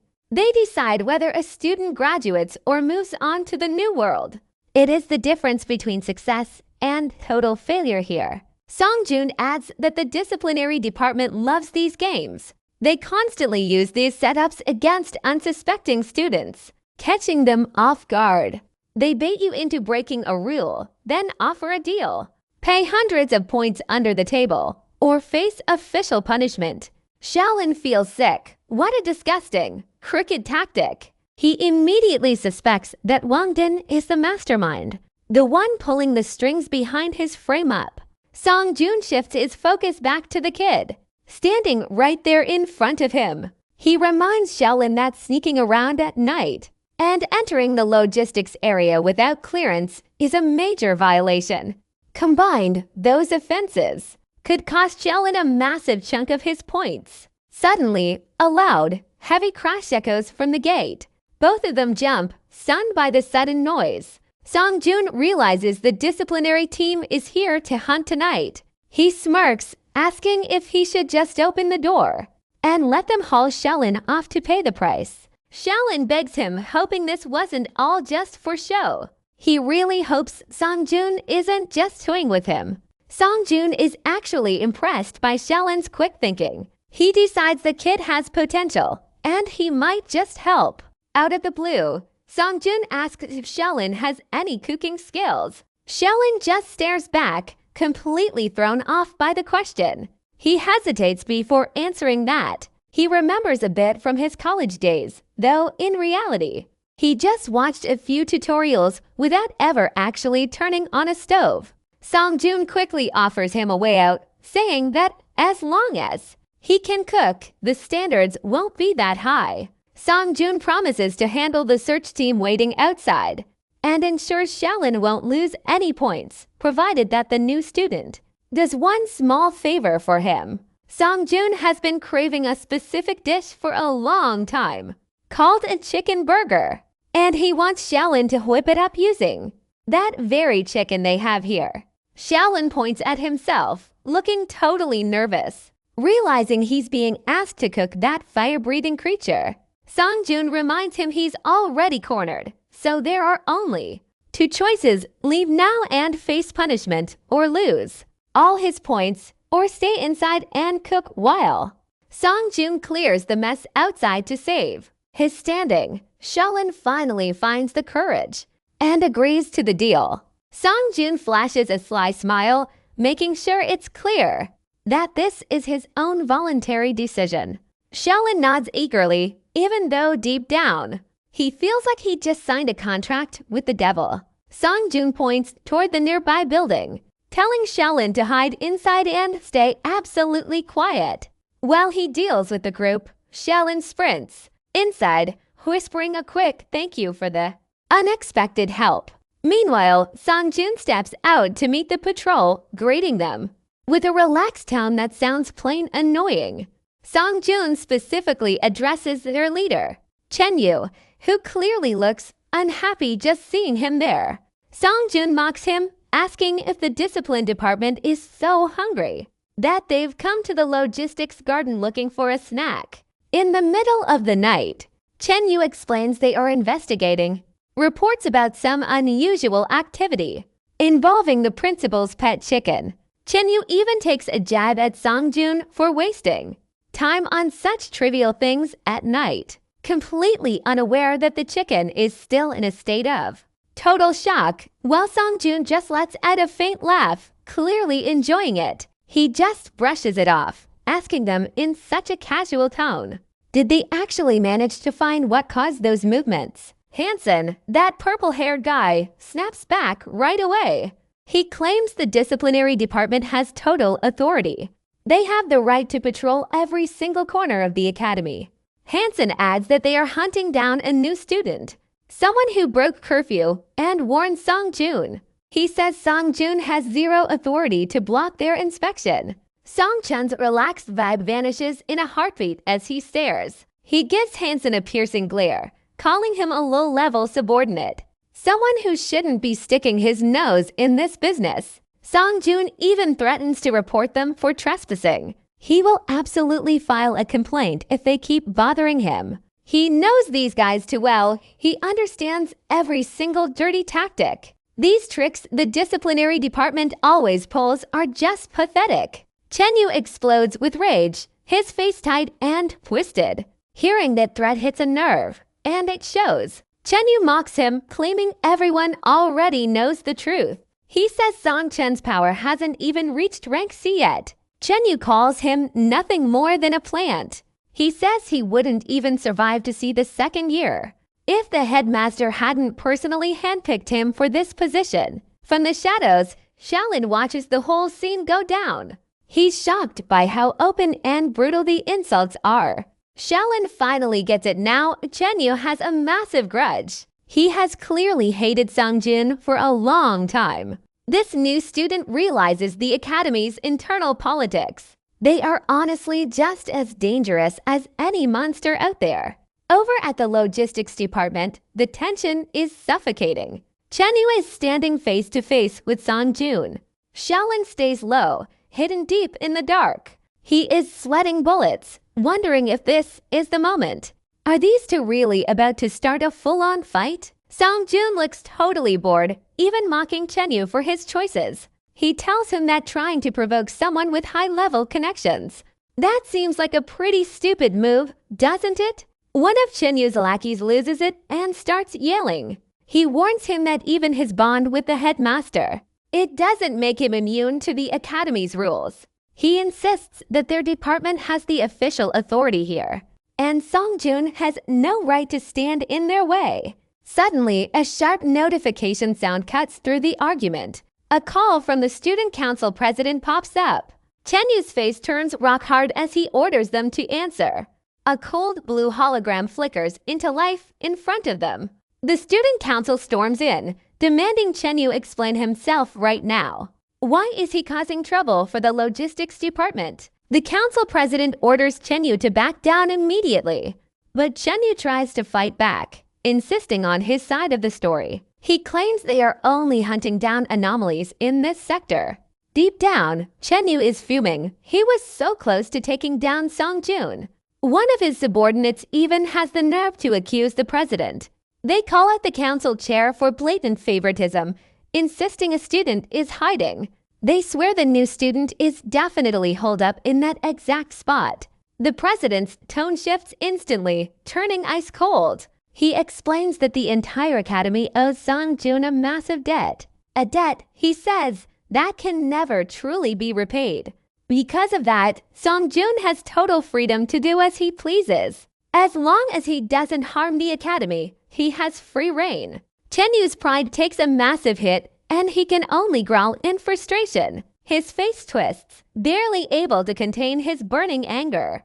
Left with no other choice, Chenyu finally orders his team to pull out. He has no way to win this argument, not today. The discipline squad turns around, storming out of the garden in disgrace. You can see the humiliation written all over their faces. Before leaving, Chenyu tosses one last threat back at Songjun. He warns him to watch his back, but it sounds empty. Songjun just replies with a relaxed smile, completely unfazed. He tells Chenyu to worry about his own skin instead. Once the coast is completely clear, Shaolin creeps out from his hiding spot. He starts apologizing for all the trouble he caused. It really shouldn't have escalated this far because of him. Shaolin is still confused. How does a weirdo like Songjun have this much pull? He's shocked that Songjun holds so much influence over the academy leadership. Songjun just laughs it off, totally unbothered by the power dynamic. He says those people were just looking for trouble because they were bored. It's all just a game to them, nothing more. He quickly changes the subject and invites Shaolin to start cooking. Time for chicken burgers, and Shaolin can barely believe it. He's stunned that Songjun is obsessing over dinner after almost getting into a massive brawl. That's just who Songjun is, I guess. Shaolin warns him he's never made this dish before in his life. He honestly can't guarantee how it's going to turn out. Shaolin starts prepping the hybrid chicken, which feels incredibly tough. It's way harder than any normal bird he's ever worked with. He wraps it up in leaves and a thick layer of clay. Sticking to the old-school recipe, he gets the fire roaring. Shaolin sits down, keeping a close eye on the slow roast. They wait in total silence, listening to the crackle of the wood. Just the two of them, and the smell of dinner filling the air. For the first time since joining the Shaolin Academy, he finally catches a moment of real peace. After 2 hours, a rich, mouth-watering aroma begins drifting across the garden. Shaolin cracks the clay shell open by hand. Sweating, he lets out a breath. It actually worked. Shaolin even starts to think he might have a gift, some hidden talent for cooking. Songjun steps closer, clearly impressed by the steam rising off that perfectly golden brown meat. Songjun tears off a huge chicken leg and hands it over, a reward for Shaolin for cooking the meal. Seeing Songjun hold back, Shaolin gets curious. He asks if something is wrong. Songjun puts on a noble act, saying the chef should eat first after all that training and running.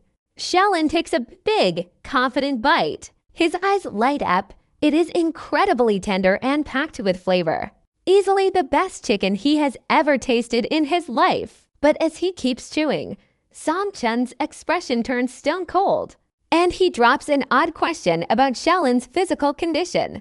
Shaolin is confused. Why ask about his body instead of the food? Suddenly, a sharp, rhythmic pounding starts hammering against his chest. Something is definitely wrong. The chicken drops from his hand. Shaolin clutches his stomach, gasping. It feels like swallowing liquid fire. Songjun looms over him, coolly asking if that is all he feels. He tells him to hold on, promising the pain will fade.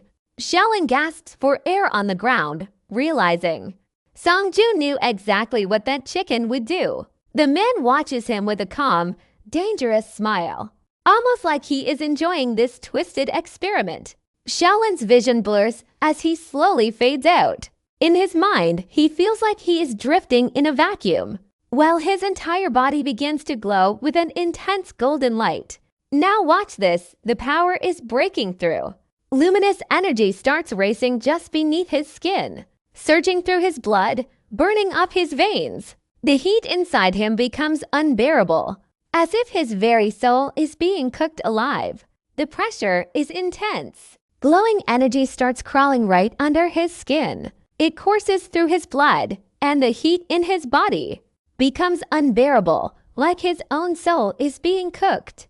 Despite the blinding pain, Shaolin feels a raw, surging power, a kind of strength he has never known in his entire life. Meanwhile, Song Chen's notes reveal the dark truth about that meal. The bird Shaolin ate was no ordinary chicken. It was a hybrid experiment, Iron Crown Chicken number 3, specially bred to push human biology to the absolute limit, specifically targeting raw physical capability. Songjun records that while the boost is real, the side effects are brutal. A violent biological rejection almost tears the human body apart. He watches over the unconscious Shaolin, tension heavy in the air, waiting, hoping the transformation finally stabilizes. 2 full days pass, and the sun rises over this silent facility. Inside, the room looks less like a hospital and more like a tomb. A chaotic lab for a researcher who clearly has no time to clean. Covered in frantic notes and strange, humming machinery, Shaolin finally stirs, his eyes fluttering open, still completely dazed. His head is spinning, like he just stepped off an extreme roller coaster. He feels like his brain is still reeling from the ride. Songjun struts in, way too cheerful, carrying a glowing golden bowl. The thing practically shines, radiating an eerie, unnatural light. The second Shaolin registers where he is, he explodes in pure rage, accusing Songjun of treating him like some common lab rat. Songjun just laughs it off, claiming there was never any real risk. Shaolin isn't buying a word of it. He swears he will haunt that man if he dies from the meal. A fair threat, considering what he just went through. Songjun tells him to calm down, just take a deep breath. He tells Shaolin to check his status panel before throwing a tantrum. Shaolin, still fuming, finally decides to humor him. Skeptically, he pulls up his holographic interface to see the damage. But as his eyes lock onto the attribute numbers, his face shifts. The annoyance in his expression instantly melts into pure confusion. Something here is not adding up. Suddenly, Shaolin screams, his voice cracking in total disbelief. His physical strength spiked to full point, and his physique went up too. And that is not even the best part. He finally managed to break through to F-tier. Shaolin is completely floored. This jump feels absolutely impossible. A single meal causing this much growth, it defies every rule. He keeps scanning the data, his eyes widening to the point of popping. His core physical training skill just jumped to levels in one go. He is sitting at level 3 now. This usually takes weeks of backbreaking, brutal training to achieve. Songjun stands there looking incredibly smug at the result. Letting out a victory laugh, his crazy experiment actually worked. Shaolin then demands an explanation about the chicken, the one he just ate. Songjun sits down, starting to explain that this is no ordinary bird. It is an Iron City hybrid chicken, a unique species Songjun created himself. He reveals he spent years crossbreeding these, mixing common chickens with alien creatures from the Noma realm. Songjun then pivots to a fictional concept. He asks if Shaolin has ever read stories about people crossing into other worlds, someone moving from one reality to another. Songjun uses an analogy about a caveman, suddenly dropped into a modern city. He asks how long that person could possibly survive. Shaolin gets the point. He explains that the caveman would die fast. With no immune system to fight modern diseases, it is a death sentence. Songjun confirms the same principle applies here. Earth and Noma have such drastically different environments. The risks are massive. Human bodies must reach a certain statistical threshold. Only then can they physically adapt to the new world. Shaolin finally understands the concern. Why the student council president was so terrified of entering that world early. Songjun explains his plan is to find a shortcut. He is trying to harness the biology of Noma creatures to speed up the human adaptation process significantly. He even admits his first attempt was eating those creatures raw. It almost killed him. Pure insanity. Shaolin just stares, shocked by the complete lack of self-preservation. Songjun is reckless. He explains his follow-up research, now focusing on creating hybrids to lower rejection rates, reducing the body's natural defense against the unknown. He calls this food therapy, though it only works once for every specific type of hybrid. Shaolin listens closely, absorbing these biological limitations. The science is intense. He jokes that if people can just boost stats by eating, who even needs those grueling physical training sessions? The academy would be out of business. Songjun adds that even if that chicken offers no more effects, he still has plenty of other hybrids ready for testing. More test subjects waiting to be consumed. Shaolin realizes the truth. He has basically become a lab rat, a voluntary guinea pig for Songjun. Songjun just chuckles, seeing Shaolin finally put it all together. Shaolin finally agrees to help out, but only on one condition. His life cannot be on the line ever again. Songjun guarantees his safety, then drops a casual bombshell. He reveals that Shaolin has been unconscious for 2 whole days. Shaolin panics instantly, terrified his attendance points are going to tank. After all, he has missed way too many classes, but Songjun calms him down, explaining he already sorted everything. He pulled some strings to get an official leave for the absence. Feeling the weight lift, Shaolin finally breathes a sigh of relief. He prepares to head back to his normal life as a student. As he turns to leave, Songjun reminds him of something important. Do not forget their dinner plans for tonight. Meanwhile, in the cafeteria, Desu is eating calmly, just as usual. Behind him, some students are having a heated argument about the latest drama. Hansen tells them to shut it and stop talking about Shaolin. He looks annoyed by how the whole situation went down. The student who locked Shaolin in the training area is furious. He just can't accept that Shaolin vanished for 2 days straight. He is even more worked up because of the outcome. Instead of getting kicked out, Shaolin actually made connections. He managed to get on the good side of the logistics department head. Gusyu listens to the gossip, realizing he hasn't seen Shaolin. He hasn't seen him since that incident at the training field. Gusyu stops thinking when someone sits at the table next to him. Shaolin appears, looking relaxed, waving his hand at them. He is wearing a bright, easygoing smile. He looks perfectly healthy, even after disappearing like that. Gusyu stares him up and down, demanding some real answers. Where on earth has Shaolin been for the past 48 hours? He needs to know. After a quick greeting, Shaolin just sits down with him. Right there in the cafeteria, he starts digging into his food. In that relaxed mood, Gusyu asks where he was all that time. Shaolin just waves it off with a short answer.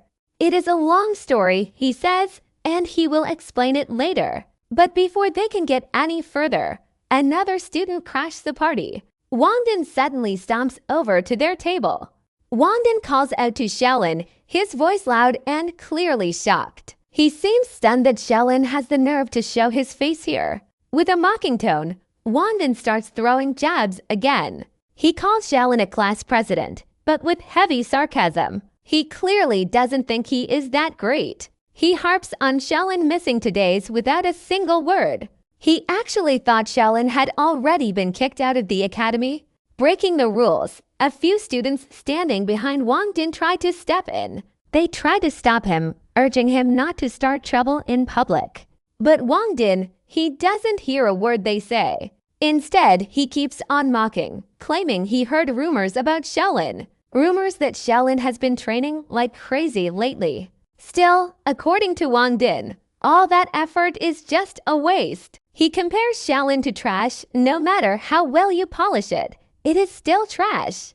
Wang Din even mocks Shaolin for his confidence, acting like he can surpass everyone. He adds that no matter who is protecting Shaolin right now, it will not matter. The power gap between them, something Shaolin will never overcome in his lifetime. Hearing all of that, Shaolin just reacts with a casual shrug. He even compliments Wang Din, telling him to keep that energy up.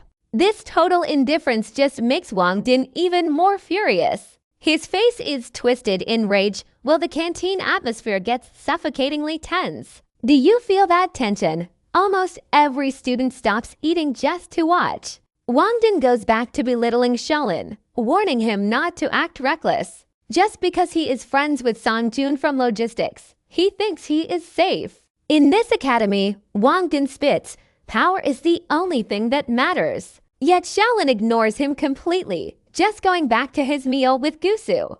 Since he is not getting the reaction he wants, Wang Din finally walks away. Before leaving, he threatens to show Shaolin the true power gap during the exam. Once Wang Din is gone, Shaolin whispers that the kid is clearly missing a few brain cells. Gusu then changes the subject, asking if Shaolin has seen the academy's latest announcement. Shaolin gets curious, and Gusu explains that the first semester exam schedule has been moved up. It was supposed to be 3 months away, but now it is only a month and a half. Hearing this, Shaolin falls dead silent. His preparation time just got cut in half, leaving him almost no time to improve. To make matters worse, he has been skipping class for 2 days. He is falling behind on so much material. If he does not catch up now, forget about the top 3 spots. Even just passing this exam is going to be incredibly difficult. She whispers that the student really is not the brightest. Gusu then steers the conversation elsewhere by asking if Shaolin has seen the academy's latest announcement. Shaolin gets curious, and Gusu explains that the first semester exam schedule has been moved up. Originally, the exams were 3 months away, but now they have been pulled forward to just 1.5 months. Hearing this news, Shaolin goes dead silent. Time is tight. His prep time is cut in half, which means the chance to really level up his skills is now significantly lower. On top of that, he just skipped 2 full days of class, so he is falling behind on a lot of material. If he doesn't chase him down now, he can forget about it. Forget the top 3 spots. Even passing seems impossible. Shaolin walks toward his next class, his mind tangled in worrying. Just as he arrives, a girl dressed like a mage blocks his path. She marches right up to him and asks if he really is the one named Shaolin. The girl is Emmy Eiling, a 3rd-year student currently acting as a sub. She is filling in to teach the basic meditation course today. The moment she realizes who he is, Emmy Eiling snaps. She accuses Shaolin of harassing Jungnai and causing a scene in sportsmanship. She even claims he forced the senior into some rude, unreasonable demand. Shaolin tries to explain it is all just one big misunderstanding. He insists he never bothered Jungnai at all. If anything, that senior was the one testing him, and he only passed that test through his own hard work. But Emmy Eiling isn't buying his side of the story. In her eyes, Shaolin is just too stubborn for his own good. She thinks he is still clinging to that hybrid mage warrior path, even after everyone warned him it was a dead end. She keeps going, accusing him of using the student council to pressure Jungnai. Her anger keeps flaring up, hot and fast. She claims that if she didn't respect Jungnai, she would never let him in. She even says Shaolin should be bowing down in thanks to her senior. Facing this wall of pure stubbornness, Shaolin just sighs and rubs his forehead. Once she finally calms down, Emmy Eiling reveals why Jungnai acts like that. Back in the day, Jungnai mentored a junior who was just like Shaolin. That junior was also incredibly pig-headed. They insisted on becoming a hybrid mage warrior, ignoring every single warning. Eventually, Jung-na gave up and let the kid walk their own path. But then a tragedy struck during their very first battle in the New World. That poor junior was killed by an alien race. Their magic was too weak to matter, and their sword technique was nowhere near perfect. When they brought the body back, it was completely destroyed. Just a mangled, unrecognizable mess of flesh. Jung-na just stood there, completely frozen in shock, staring down at his student's remains hidden under a white cloth. Emmy Eiling's voice goes quiet as she describes the weight of it all. You can see it in her eyes. Jung-na was absolutely devastated. That event left him with a trauma that never truly faded. Only now does Shaolin finally understand the real reason. Jung-na wasn't looking down on him when he gave those warnings. Eiling's voice turns soft as she tells her side. She explains how crushed Jung-na really was. The event left deep, lasting trauma that never truly faded. Only then does Shaolin understand the real reason. Jung-na didn't stop him out of spite or contempt. To keep history from repeating itself, Shaolin takes a deep breath. After a long moment of silence, he finally speaks up. He tells her he understands her good intentions. Really, he does. But he is firm. He absolutely won't let that same tragedy strike again. Everything he does now is just about surviving in this new world. Eiling eyes him with doubt, muttering that talk is cheap.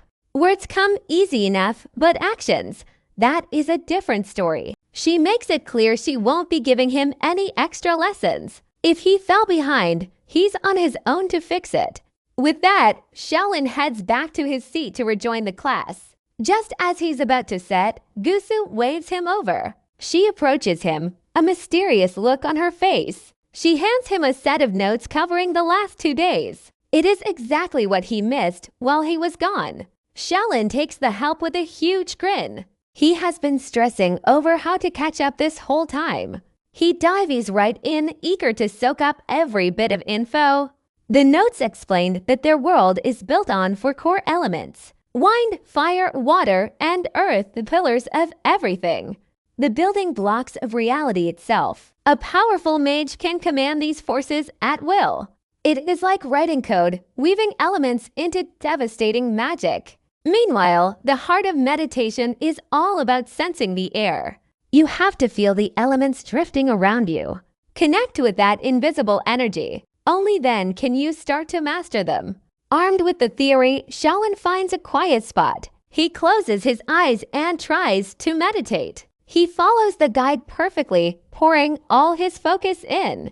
Nothing. He cannot feel a single thing. Totally lost, he asks Songjun for some advice. They are out in the logistics garden, picking herbs for food.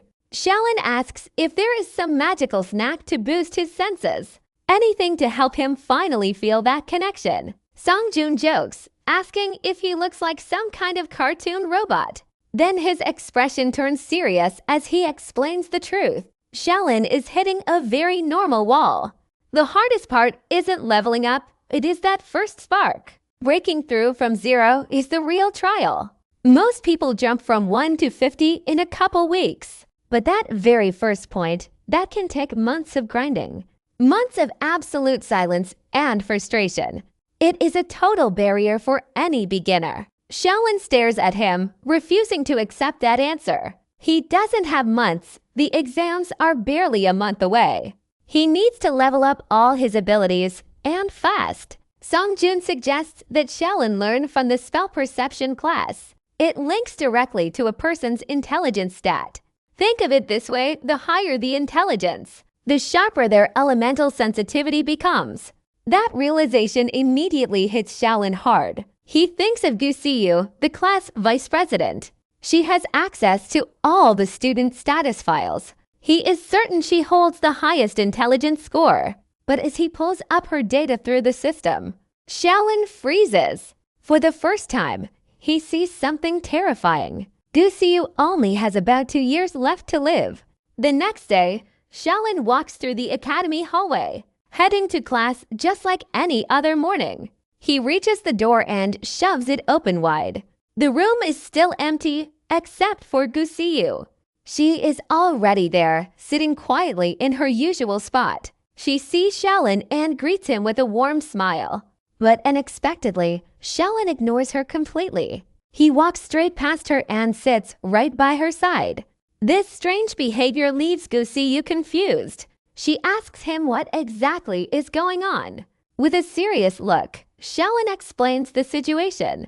As temporary class president, he has the authority to view student records, including their natural lifespans. He admits he accidentally saw her remaining time. And honestly, he is shocked to the core. She only has 2 years left. Even as he says it calmly, his heart is racing. This feels incredibly awkward, like he is forcing her to face a secret she never wanted to share. Gu Siyu's expression shifts the moment he says it. She is stunned, clearly not expecting him to know. Yet, she doesn't try to deny the truth. She turns her face away for a second, maybe not wanting pity. Then she looks back at him and asks why he is even bringing it up. Shaolin voices his deepest concern. He asks if she is suffering from some kind of terminal illness or something else that just cannot be cured. They have faced life and death situations together, so he feels like he deserves to know the real problem. Now watch this, how she handles the truth. The tension between them feels heavier than ever. Everything depends on what she says next. He wants to help find a way out for her. Hearing that, Gu Siyu goes silent for a moment. She explains that she isn't suffering from any terminal disease. It is nothing like that. This condition is something she has lived with since the day she was born. That answer only makes Shaolin even more curious. He remembers what their mentor once explained back then about the possibility of extending one's life. At the academy, Gu Siyu looked so interested in that theory. With a gentle smile, Gu Siyu confirms his suspicion. She reminds him what the instructor said about failing the entrance exam. Anyone who fails gets their memories wiped clean. Then they are sent right back to their original world. For most people, that might not be a huge deal. But for Gu Siyu, going back means only 2 years left to live, trapped without any way to change her fate. That is exactly why surviving in the academy means so much. It is everything to her. And she knows none of this would be possible without Shaolin. Thanks to his help during the entrance exam, Gu Siyu made it. She managed to grab the one and only chance, the chance to rewrite her own destiny. After saying that, she pauses. Her face flushes pink. She gives a shy smile and whispers her thanks. Shaolin feels his own face heat up and turns away instantly. He tries to brush it off, acting like it is no big deal. Gu Siyu really does not need to thank him for that. They were just working together for mutual benefit from the start. That was the original plan, anyway. But as the words leave his mouth, Shaolin realizes something. Their bond has grown into something way beyond just simple cooperation. He speaks from the heart. If she ever needs help, just say the word. He is always ready, because he truly sees her as a friend now. Their conversation cuts off as the class bell suddenly rings. Mei Ling walks into the room with a sour look on her face. She has been complaining internally since the moment she woke up. Having to teach these troublesome students is a real headache. She even regrets taking this substitute teacher position. It is all for a few measly academic credits, which feels like a total waste. As she steps in, Mei Ling locks eyes with Shaolin. Then she glances right at Gu Siyu. With a mocking tone, she points them out. It is the first time those two have actually arrived on time. She supposes she is forced to give them a little bit of credit. Shaolin just offers a soft smile and whispers a quick thank you. But Mei Ling doesn't let it slide. She immediately shuts him down. She reminds him that just last time he couldn't even grasp the basic elements by the time the bell rang for class. If he doesn't show any real progress today, she warns him. Maybe it is time for Shaolin to drop magic and stick to swords. Hearing that, Shaolin just forces a bitter, silent smile. Deep down inside, he thinks to himself, Mei Ling might look small, cute, and innocent, But honestly, her personality is terrifyingly fierce. Moments later, the meditation lesson officially kicks off. Every student sinks into a deep trance, including Shaolin. He focuses hard, trying once more to connect with the elements. But the result, exactly the same as before. He still cannot feel a single thing. After a few minutes, Shaolin opens his eyes and decides it is time to play his final card. Unnoticed, he activates a secret skill he has been holding back. The power to copy anyone else's abilities. The skill scans the entire room. Data on every student starts flashing before his eyes. Most of them have barely mastered Basic Meditation Level 1, or they do not even have a level at all yet. It hits him only a handful of kids have actually reached Level 1. Then his skill focuses on Yusuyo, and everything changes. Shaolin is genuinely shocked by what he sees. With 36 points in intelligence, the magical talent, Yusuyo has his leagues ahead of every other student. His basic meditation skill has already hit level 6. Spotting the opening, Shaolin instantly copies Yusuyo's technique. A moment later, a system notification pops up. Basic meditation level 6 has been successfully copied, lasting for a duration of 3 minutes. Without wasting a second, Shaolin activates it. As the skill kicks in, the world that was once a complete blur finally clears up right before his eyes. For the very first time, Shaolin can feel the elemental particles drifting through the air with absolute clarity. Knowing his time is running out, he pours every ounce of his focus into locking in that sensation before the copied skill wears off completely. Meanwhile, Ling is sitting back, looking bored, starting to drift off into a light nap. She is actually thinking about walking out of class to hang out with Chunya, but suddenly, those thoughts vanish the second she notices something different about her students. She wonders if these kids actually think magic is some easy game. Do they really believe elemental perception is just a walk in the park? She figures only Gu Xiuyang has even a shred of talent.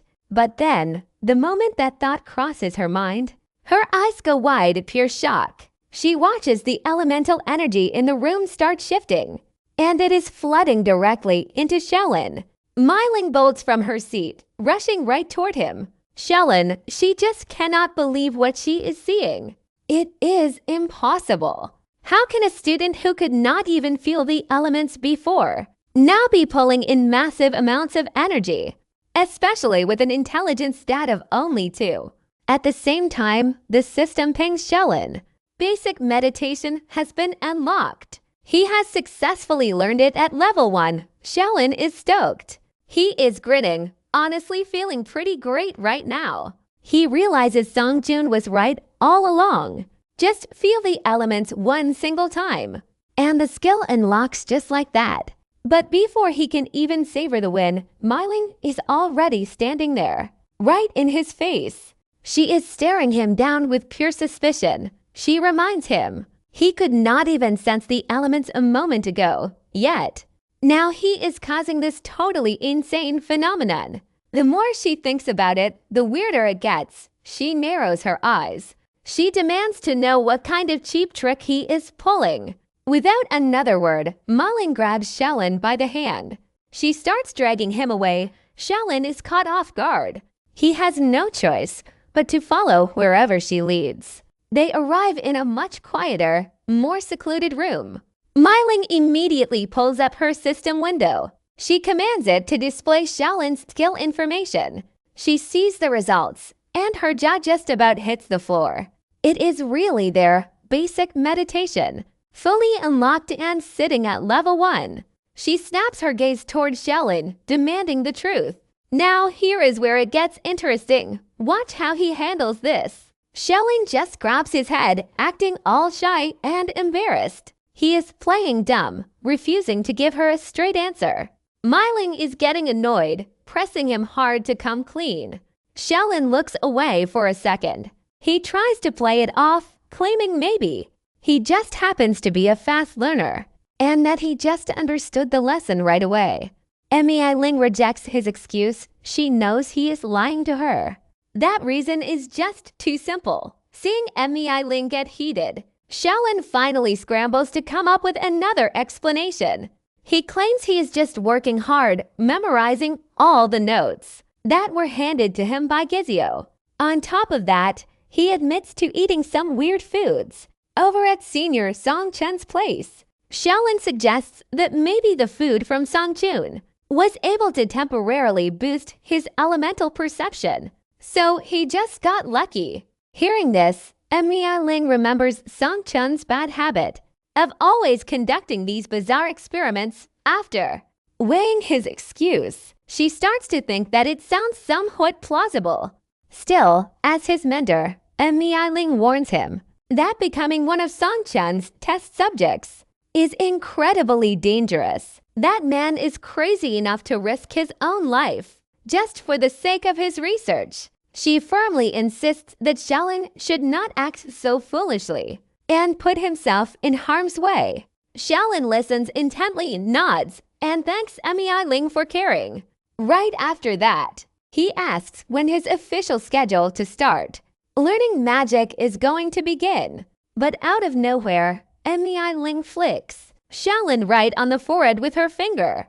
Shaolin winces in pain, caught completely off guard. With a dismissive tone, Mei Ling says that, with an intelligence stat of only 2, he is still hoping to learn magic. She explains that basic meditation is just the entry requirement, while the later stages, like elemental control and spell formation, demand a much higher intelligence stat to support them. In her eyes, given his current condition, mastering magic in his first year is basically impossible. That hits him hard. Shaolin feels his hope vanish in an instant. It feels like her words just stabbed right through him. But not long after, he starts reflecting on everything. He realizes that his low intelligence stat is a massive problem. The copy skill from his academic prodigy talent only works for a short time and has a 7-day cooldown, so it is just not enough. It's reliable enough for his daily training routine. Shaolin starts questioning if he should just give up, focus solely on physical strikes, even though deep down he knows that having one extra secret weapon could really boost his chances of passing the exam. Beside him, Mei Ling keeps a close watch on Shaolin. She recalls Jungna's words from before, stating that Shaolin's stats are incredibly low, and it's highly likely he's forcing himself down the mage warrior hybrid path just to maximize his attribute gains. Jungna also knows the freshman exam is brutal, so it's natural Shaolin is pushing himself to survive. A few moments later, Mei Ling breaks the silence with a cold, sharp tone. She says he's lucky he ran into her. Someone still willing to offer a hint then reminds him that during the entrance exam, he must have seen others using a magic staff to attack. Hearing that, Shaolin instantly remembers he once used a staff himself capable of firing an energy bolt even without learning any spells yet. Mei Ling explains that a staff isn't actually a tool required just for casting, but it can lower elemental control requirements and boost elemental perception. The beginner staff used during the entrance exam was enchanted from the start, holding a basic energy bolt skill as long as the user has an intelligence stat above 0. They can trigger that ability. Mei Ling also mentions that at the academy, there's a specific zone for trading equipment where various choices of beginner staves are available, all of them enchanted. She suggests Shaolin go hunt for a weapon there. Hearing that, Shaolin lights up and thanks her with genuine excitement, but Mei Ling immediately warns him that the trading area is full of mixed goods, including defective items that could blow up if used. She stresses that Shaolin must be careful not to get scanned. She also forbids Shaolin from touching any high-level weapon staves because with his low intelligence points, stabilizing even a basic skill is already a struggle. After making sure Shaolin gets the warning, Mei Ling leaves, but just before she fully heads away, she pauses, turns back, and gives one final warning, all for the sake of the end. She didn't want Shaolin pushing himself just to get stronger. In her eyes, staying alive matters more than anything else. Those words hit hard and shifted how Shaolin saw Mei Ling. Everything changed. He realized that beneath that fierce, biting attitude, Mei Ling was actually kind. A soft heart hidden away anyway, Shaolin heads to the equipment market. He scans the stalls, checking his balance. 800 points in total. He starts running the numbers. 500 have to be set aside for the hologram simulator. It's a risky gamble. Succeed and he gets them back, but fail. Gone for good. That leaves him with just 300 for gear. After a grueling week of hunting for deals and intense haggling, Shaolin finally drops those 300 points onto starter weapons. First up, a beginner staff upgraded with an ice bolt skill, damage rating F. Not huge, but reliable. Then, the second piece. A beginner short sword, boosted with wind blade, damage rating A. A sharp choice, the scene shifts, and there stands Shaolin. Shoulders back, steady. He knows he's ready, gear, skills, and that burning resolve. With total confidence, he pulls up the system window. He triggers the hologram arena, set to rank difficulty. The system flashes a warning, activation request received. Moments later, the simulation rips into reality. Stones hover in midair, while molten lava snakes through the floor. Shaolin locks his gaze on the shifting landscape ahead. This is it. He's stepping right into the heart of the red-hot molten cavern. The mission is simple: reach the cave's deepest point. Or just survive 2 hours against the incoming horde. Just one of those two goals. That's enough to pass. Then a scratching sound cuts through the dark. Shaolin narrows his eyes, peering into the shadows. Those aren't normal rodents. They're monsters, with bizarre stones jutting from their spines. Watching the gaps in the defense, Shaolin is ready. The hologram arena flickers directly in front of his eyes. Moments later, Shaolin steps inside the dangerous dungeon. Red-hot molten cavern. The system explains the first goal is reaching the cave depths. He needs to hit that mission point while surviving the heat. Then stay alive for 2 hours while surrounded by monsters. The system notes that finishing just one of these tasks is enough to pass the test. Soon, high-pitched scratching sounds echo from the dark. As Shaolin looks closer, the truth hits him hard.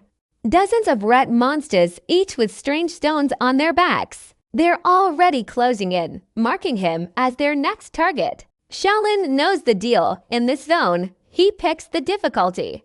And for this run, he's set it to Iron Tire. He barely has a second to breathe before a swarm of rat monsters strikes. They're lunging at him all at once, pure chaos. Shaolin shifts his stance, instantly locking into a combat position. He knows exactly what this is, his very first real dungeon fight. No hesitation now. It's time to put that new gear to the test. He draws his blade in a blur, triggering the wind blade technique. A clean, sharp arc slices through the air toward the pack. The impact is absolute, shattering the E-tier monsters instantly. They don't even stand a chance. He repeats the motion, cutting down another wave rushing in.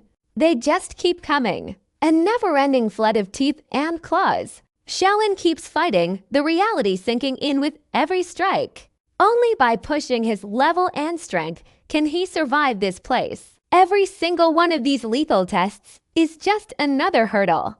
But he keeps pushing forward, driven by a singular, desperate goal. Survival. That's the only thing that matters right now. He keeps slashing, wind blade pulses flying from his sword. Every swing sends a wave of concentrated energy surging forward. The wind penetration is insane, cutting through their hide like butter. The damage output is massive, completely bypassing their thick armor. The rats drop before they can even get within reach. Shaolin smirks. He's actually satisfied with the results. With that armor break effect, his kill speed is through the roof. It's significantly faster than back when he fought those skeleton soldiers. But that sense of triumph, it doesn't last long. A massive shadow shifts, and another rat is already closing the gap. It's hunting him, locked on like a heat-seeking missile. Shaolin tracks its movement, noticing something different about this one. This stone-armored rat is huge, dwarfing the others by a mile. It has to be the leader, the boss of this entire nest. Instead of backing off, Shaolin's eyes light up. This is perfect. He sees this not as a death trap, but as a golden opportunity. He swaps his gear on the fly, stowing the blade for later. He calls forth his staff, eager to test its unique properties. Right as the weapon materializes, the boss rat launches itself forward. It's fast, a blur of stone and rage, headed straight for him. Shaolin reacts instantly, channeling mana into the air. Ice Bolt, the chant is short, precise, and lethal. He aims through the staff, unleashing the frozen projectile. It slams into the monster with a deafening crack. The target is instantly trapped, frozen solid in a block of ice. 1 second of total freeze, followed by 3 seconds of crawling pace. Seeing the enemy pinned down, he seizes the opening instantly. Shaolin swaps his gear, ditching the staff for his blade. In a flash, he unleashes his ultimate finishing strike. The monster is split in two, the fight ending right there. Just like that, it is over. Shaolin looks satisfied, realizing his new strategy works perfectly. Using the short sword to crack armor and the staff for crowd control. It is a deadly, effective combo. This is exactly what he needed. The results are finally paying off. With the dust settled, Shaolin checks his status screen. His experience points have shot up across every single stat. The jump is massive. He thinks back to his old training routine. Running with weighted gear for half an hour only gave him 2 points. Pathetic compared to this. He realizes combat is the only real way to climb higher. The system clock shows only 15 minutes left in the dungeon. But here is the thing, he does not have to leave just yet. As long as he can handle the heat, he is staying. The longer he stays in this dungeon, the more he stands to gain. Shaolin decides to take a quick breather to recover his stamina. Once he is back to full strength, he plans to head deeper. But then a sudden notification pops up on his system display. It grabs his attention, pulling him away from his plans. Opening the window, he is stunned by the flood of messages. They are all from the Academy forum. A specific post is calling him out by name. Someone is furious that he missed 2 days without losing credit scores. Shaolin reads through the thread, his expression turning cold. It is Wangdan, stirring up drama and fueling the fire. Wangdan is accusing Shaolin of only getting by kissing up to Songjun. He is trashing Shaolin's position as interim class president too, calling him a lucky fraud who does not belong at the academy. Claiming his low credit score proves he is dead weight. Other students are starting to bite, leaving nasty comments under the post. Shaolin feels a surge of annoyance. Wangdan is clearly desperate to tear him down by any means necessary. But before he can even react, the thread vanishes. The academy scrubbed it, labeling the whole thing as malicious rumors. But other students start getting influenced, throwing shade and negative comments. It actually ticks Shaolin off a bit. Wangdan really seems dead set on tearing him down by any means necessary. Then, out of nowhere, every single post and comment just vanishes from the system. The academy wiped it all clean. Turns out they saw it as nothing but malicious rumors and trashed his reputation. Wangdan's account got banned instantly. Shaolin felt a strange mix of things. Surprised and honestly really curious who pulled that off. Not long after, a message pops up from his mentor. Chunya tells him to stay focused to power is the only real answer. The only thing that shuts down every single false accusation. Shaolin reads the message, giving a small, relieved smile. He realizes he doesn't have a single second to waste on Wangdan. Provocations mean nothing. His only goal is to keep growing, to keep getting stronger, no matter what. With that resolve, Shaolin pushes forward again, deep into the tunnel. The cave gets deeper, darker. As he walks, he studies the walls. He concludes this simulation dungeon is a perfect one-to-one recreation. But something's bothering him. He can't let it go. If this kind of simulation exists, why force students into real death? Why hold exams with actual, lethal risks? The deeper he goes, the more Shaolin senses something is wrong. He notices it now. The cave is way too quiet. It feels completely dead in here. Back outside, there were stone armor treads everywhere. This silence, it makes no sense, not a single sign of life. Suddenly, a massive explosion rocks the tunnel right in front of him. Shaolin drops into a stance, bracing hard. He jams his sword into the ground, blocking the shockwave, barely holding his ground against the blast. As the smoke clears, he tries to see what just happened, but the sight waiting for him leaves him stunned. Through the thick clouds of dust and smoke, something is emerging. A massive silhouette. It's carrying a giant axe on its shoulder. It's huge. Shaolin realizes right away, this isn't just some random monster. This is a native from the Noma world, Black Iron rank. Danger level skyrocketing. As the figure steps forward, the details start to sharpen. It's becoming clear what they're dealing with.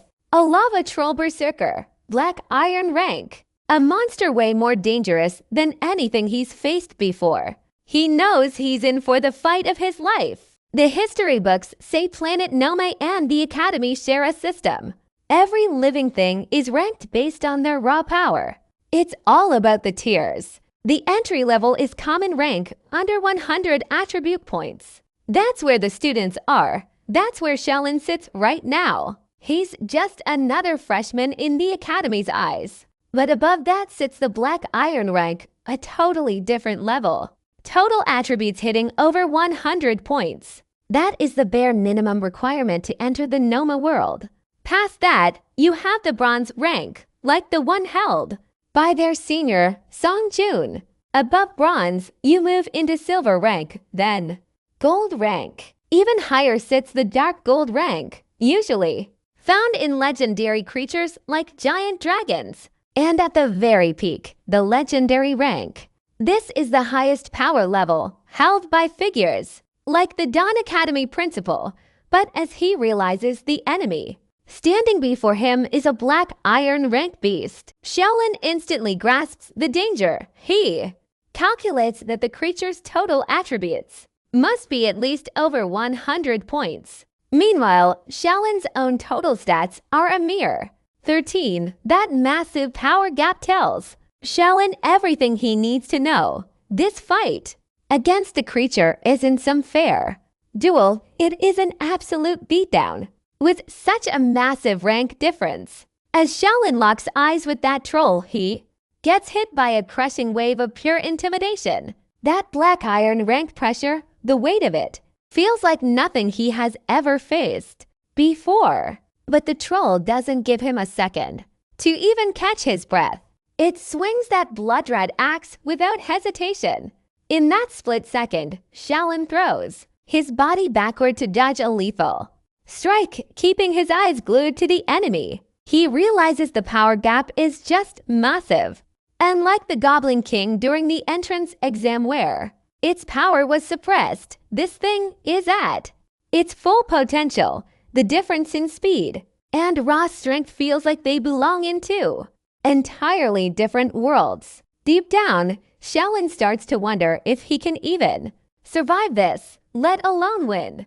But he doesn't have time to doubt because the troll lunges in again. Its red axe smashes down with such wild force it makes the entire dungeon floor shake, even though the swing misses Shaolin. The shockwave alone is brutal. He's forced to retreat, desperately dodging the follow-up blow. With stats this low, Shaolin knows he's got one real choice. Just dodge, keep moving. Anything else is a death sentence. He even considers bailing on the dungeon entirely. The penalty, just getting marked as a failure and losing 500 exchange points. But consider this. If his life's actually on the line, does quitting even matter? That thought hits him, and Shaolin grips his blade tighter. He hardens his resolve. No backing down now. He's staying in this fight to the bitter end. He needs to see exactly how far he can push himself. Facing down this monster is his only path forward. The battle rages on, the troll keeps raining down strikes. Shaolin relies on pure, raw agility to stay alive. Every swing misses him by a hair. In a split second, Shaolin drops his body to avoid Cleaver.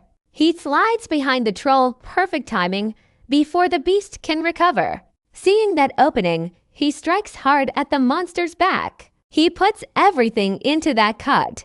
But the result? Total disaster. His blade barely leaves a mark. The creature's defense is way too thick to pierce. The troll spins around instantly, counterattacking with brute force. Shaolin barely escapes, heart racing, but then he notices it.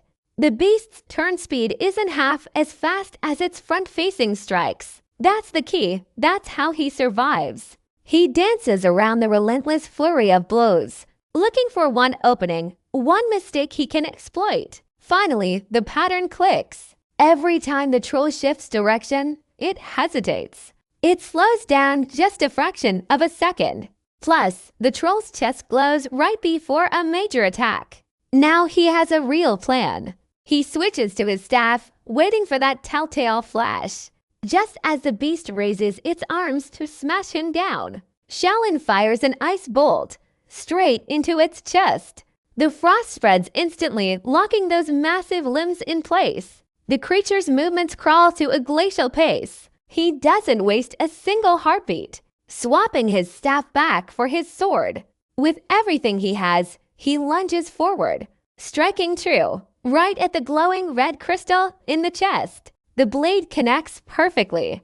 Cracks spiderweb across the surface, turning deep red. The troll lets out a blood-curdling roar. The end is near. Shaolin finally lands a hit that actually leaves a mark.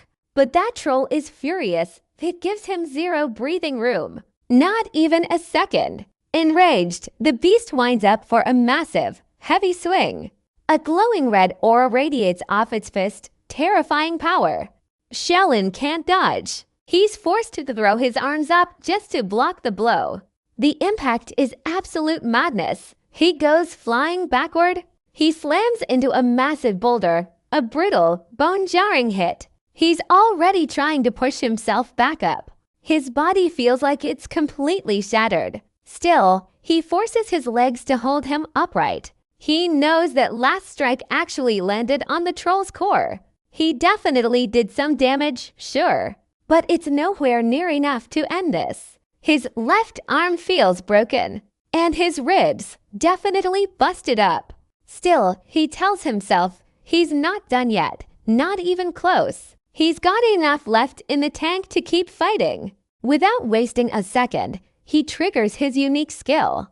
Academic Prodigy activates. The system begins scanning everything nearby. A notification flashes right in front of his eyes. F-rank Berserk skill detected. The system lays out the stats for him.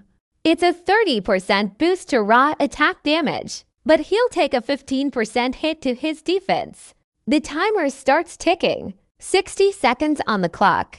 Shaolin doesn't hesitate. He copies the skill immediately. The moment it locks in, his body erupts in red flame.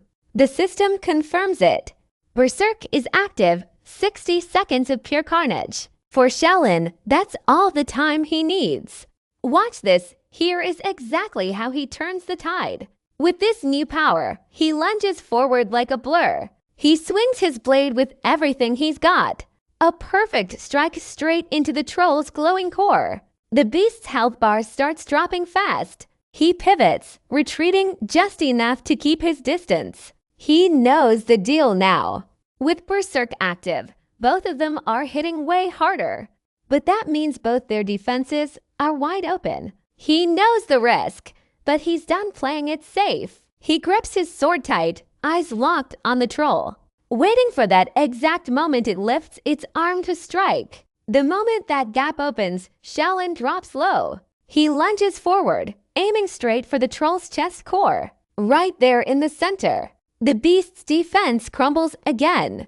Its health bar dips lower, and the troll goes absolutely berserk. Shaolin keeps fighting, eyes scanning, never losing focus. He's watching. He realizes the joints in its limbs are the real weak points, a perfectly effective target.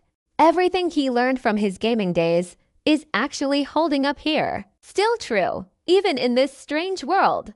Shaolin doesn't give it a single second to breathe. Strike after strike hits that core. Slowly, that health bar just drains away to nothing. Only 18 seconds left on his berserk skill now. He kicks his speed into overdrive, pushing the rhythm even faster. He surges forward again, but the troll is furious. It lets out a massive roar radiating pure, unadulterated rage. It is absolutely losing its mind. It winds up, swinging that massive axe with everything it has. Straight at Shaolin, but he is ready for this. He has finally mastered the rhythm of its attacks. He dodges the heavy red axe by a hair's breadth at the last second. With one swift, determined movement, Shaolin drives his blade deep into that core. He is desperate to end this brutal fight, once and for all.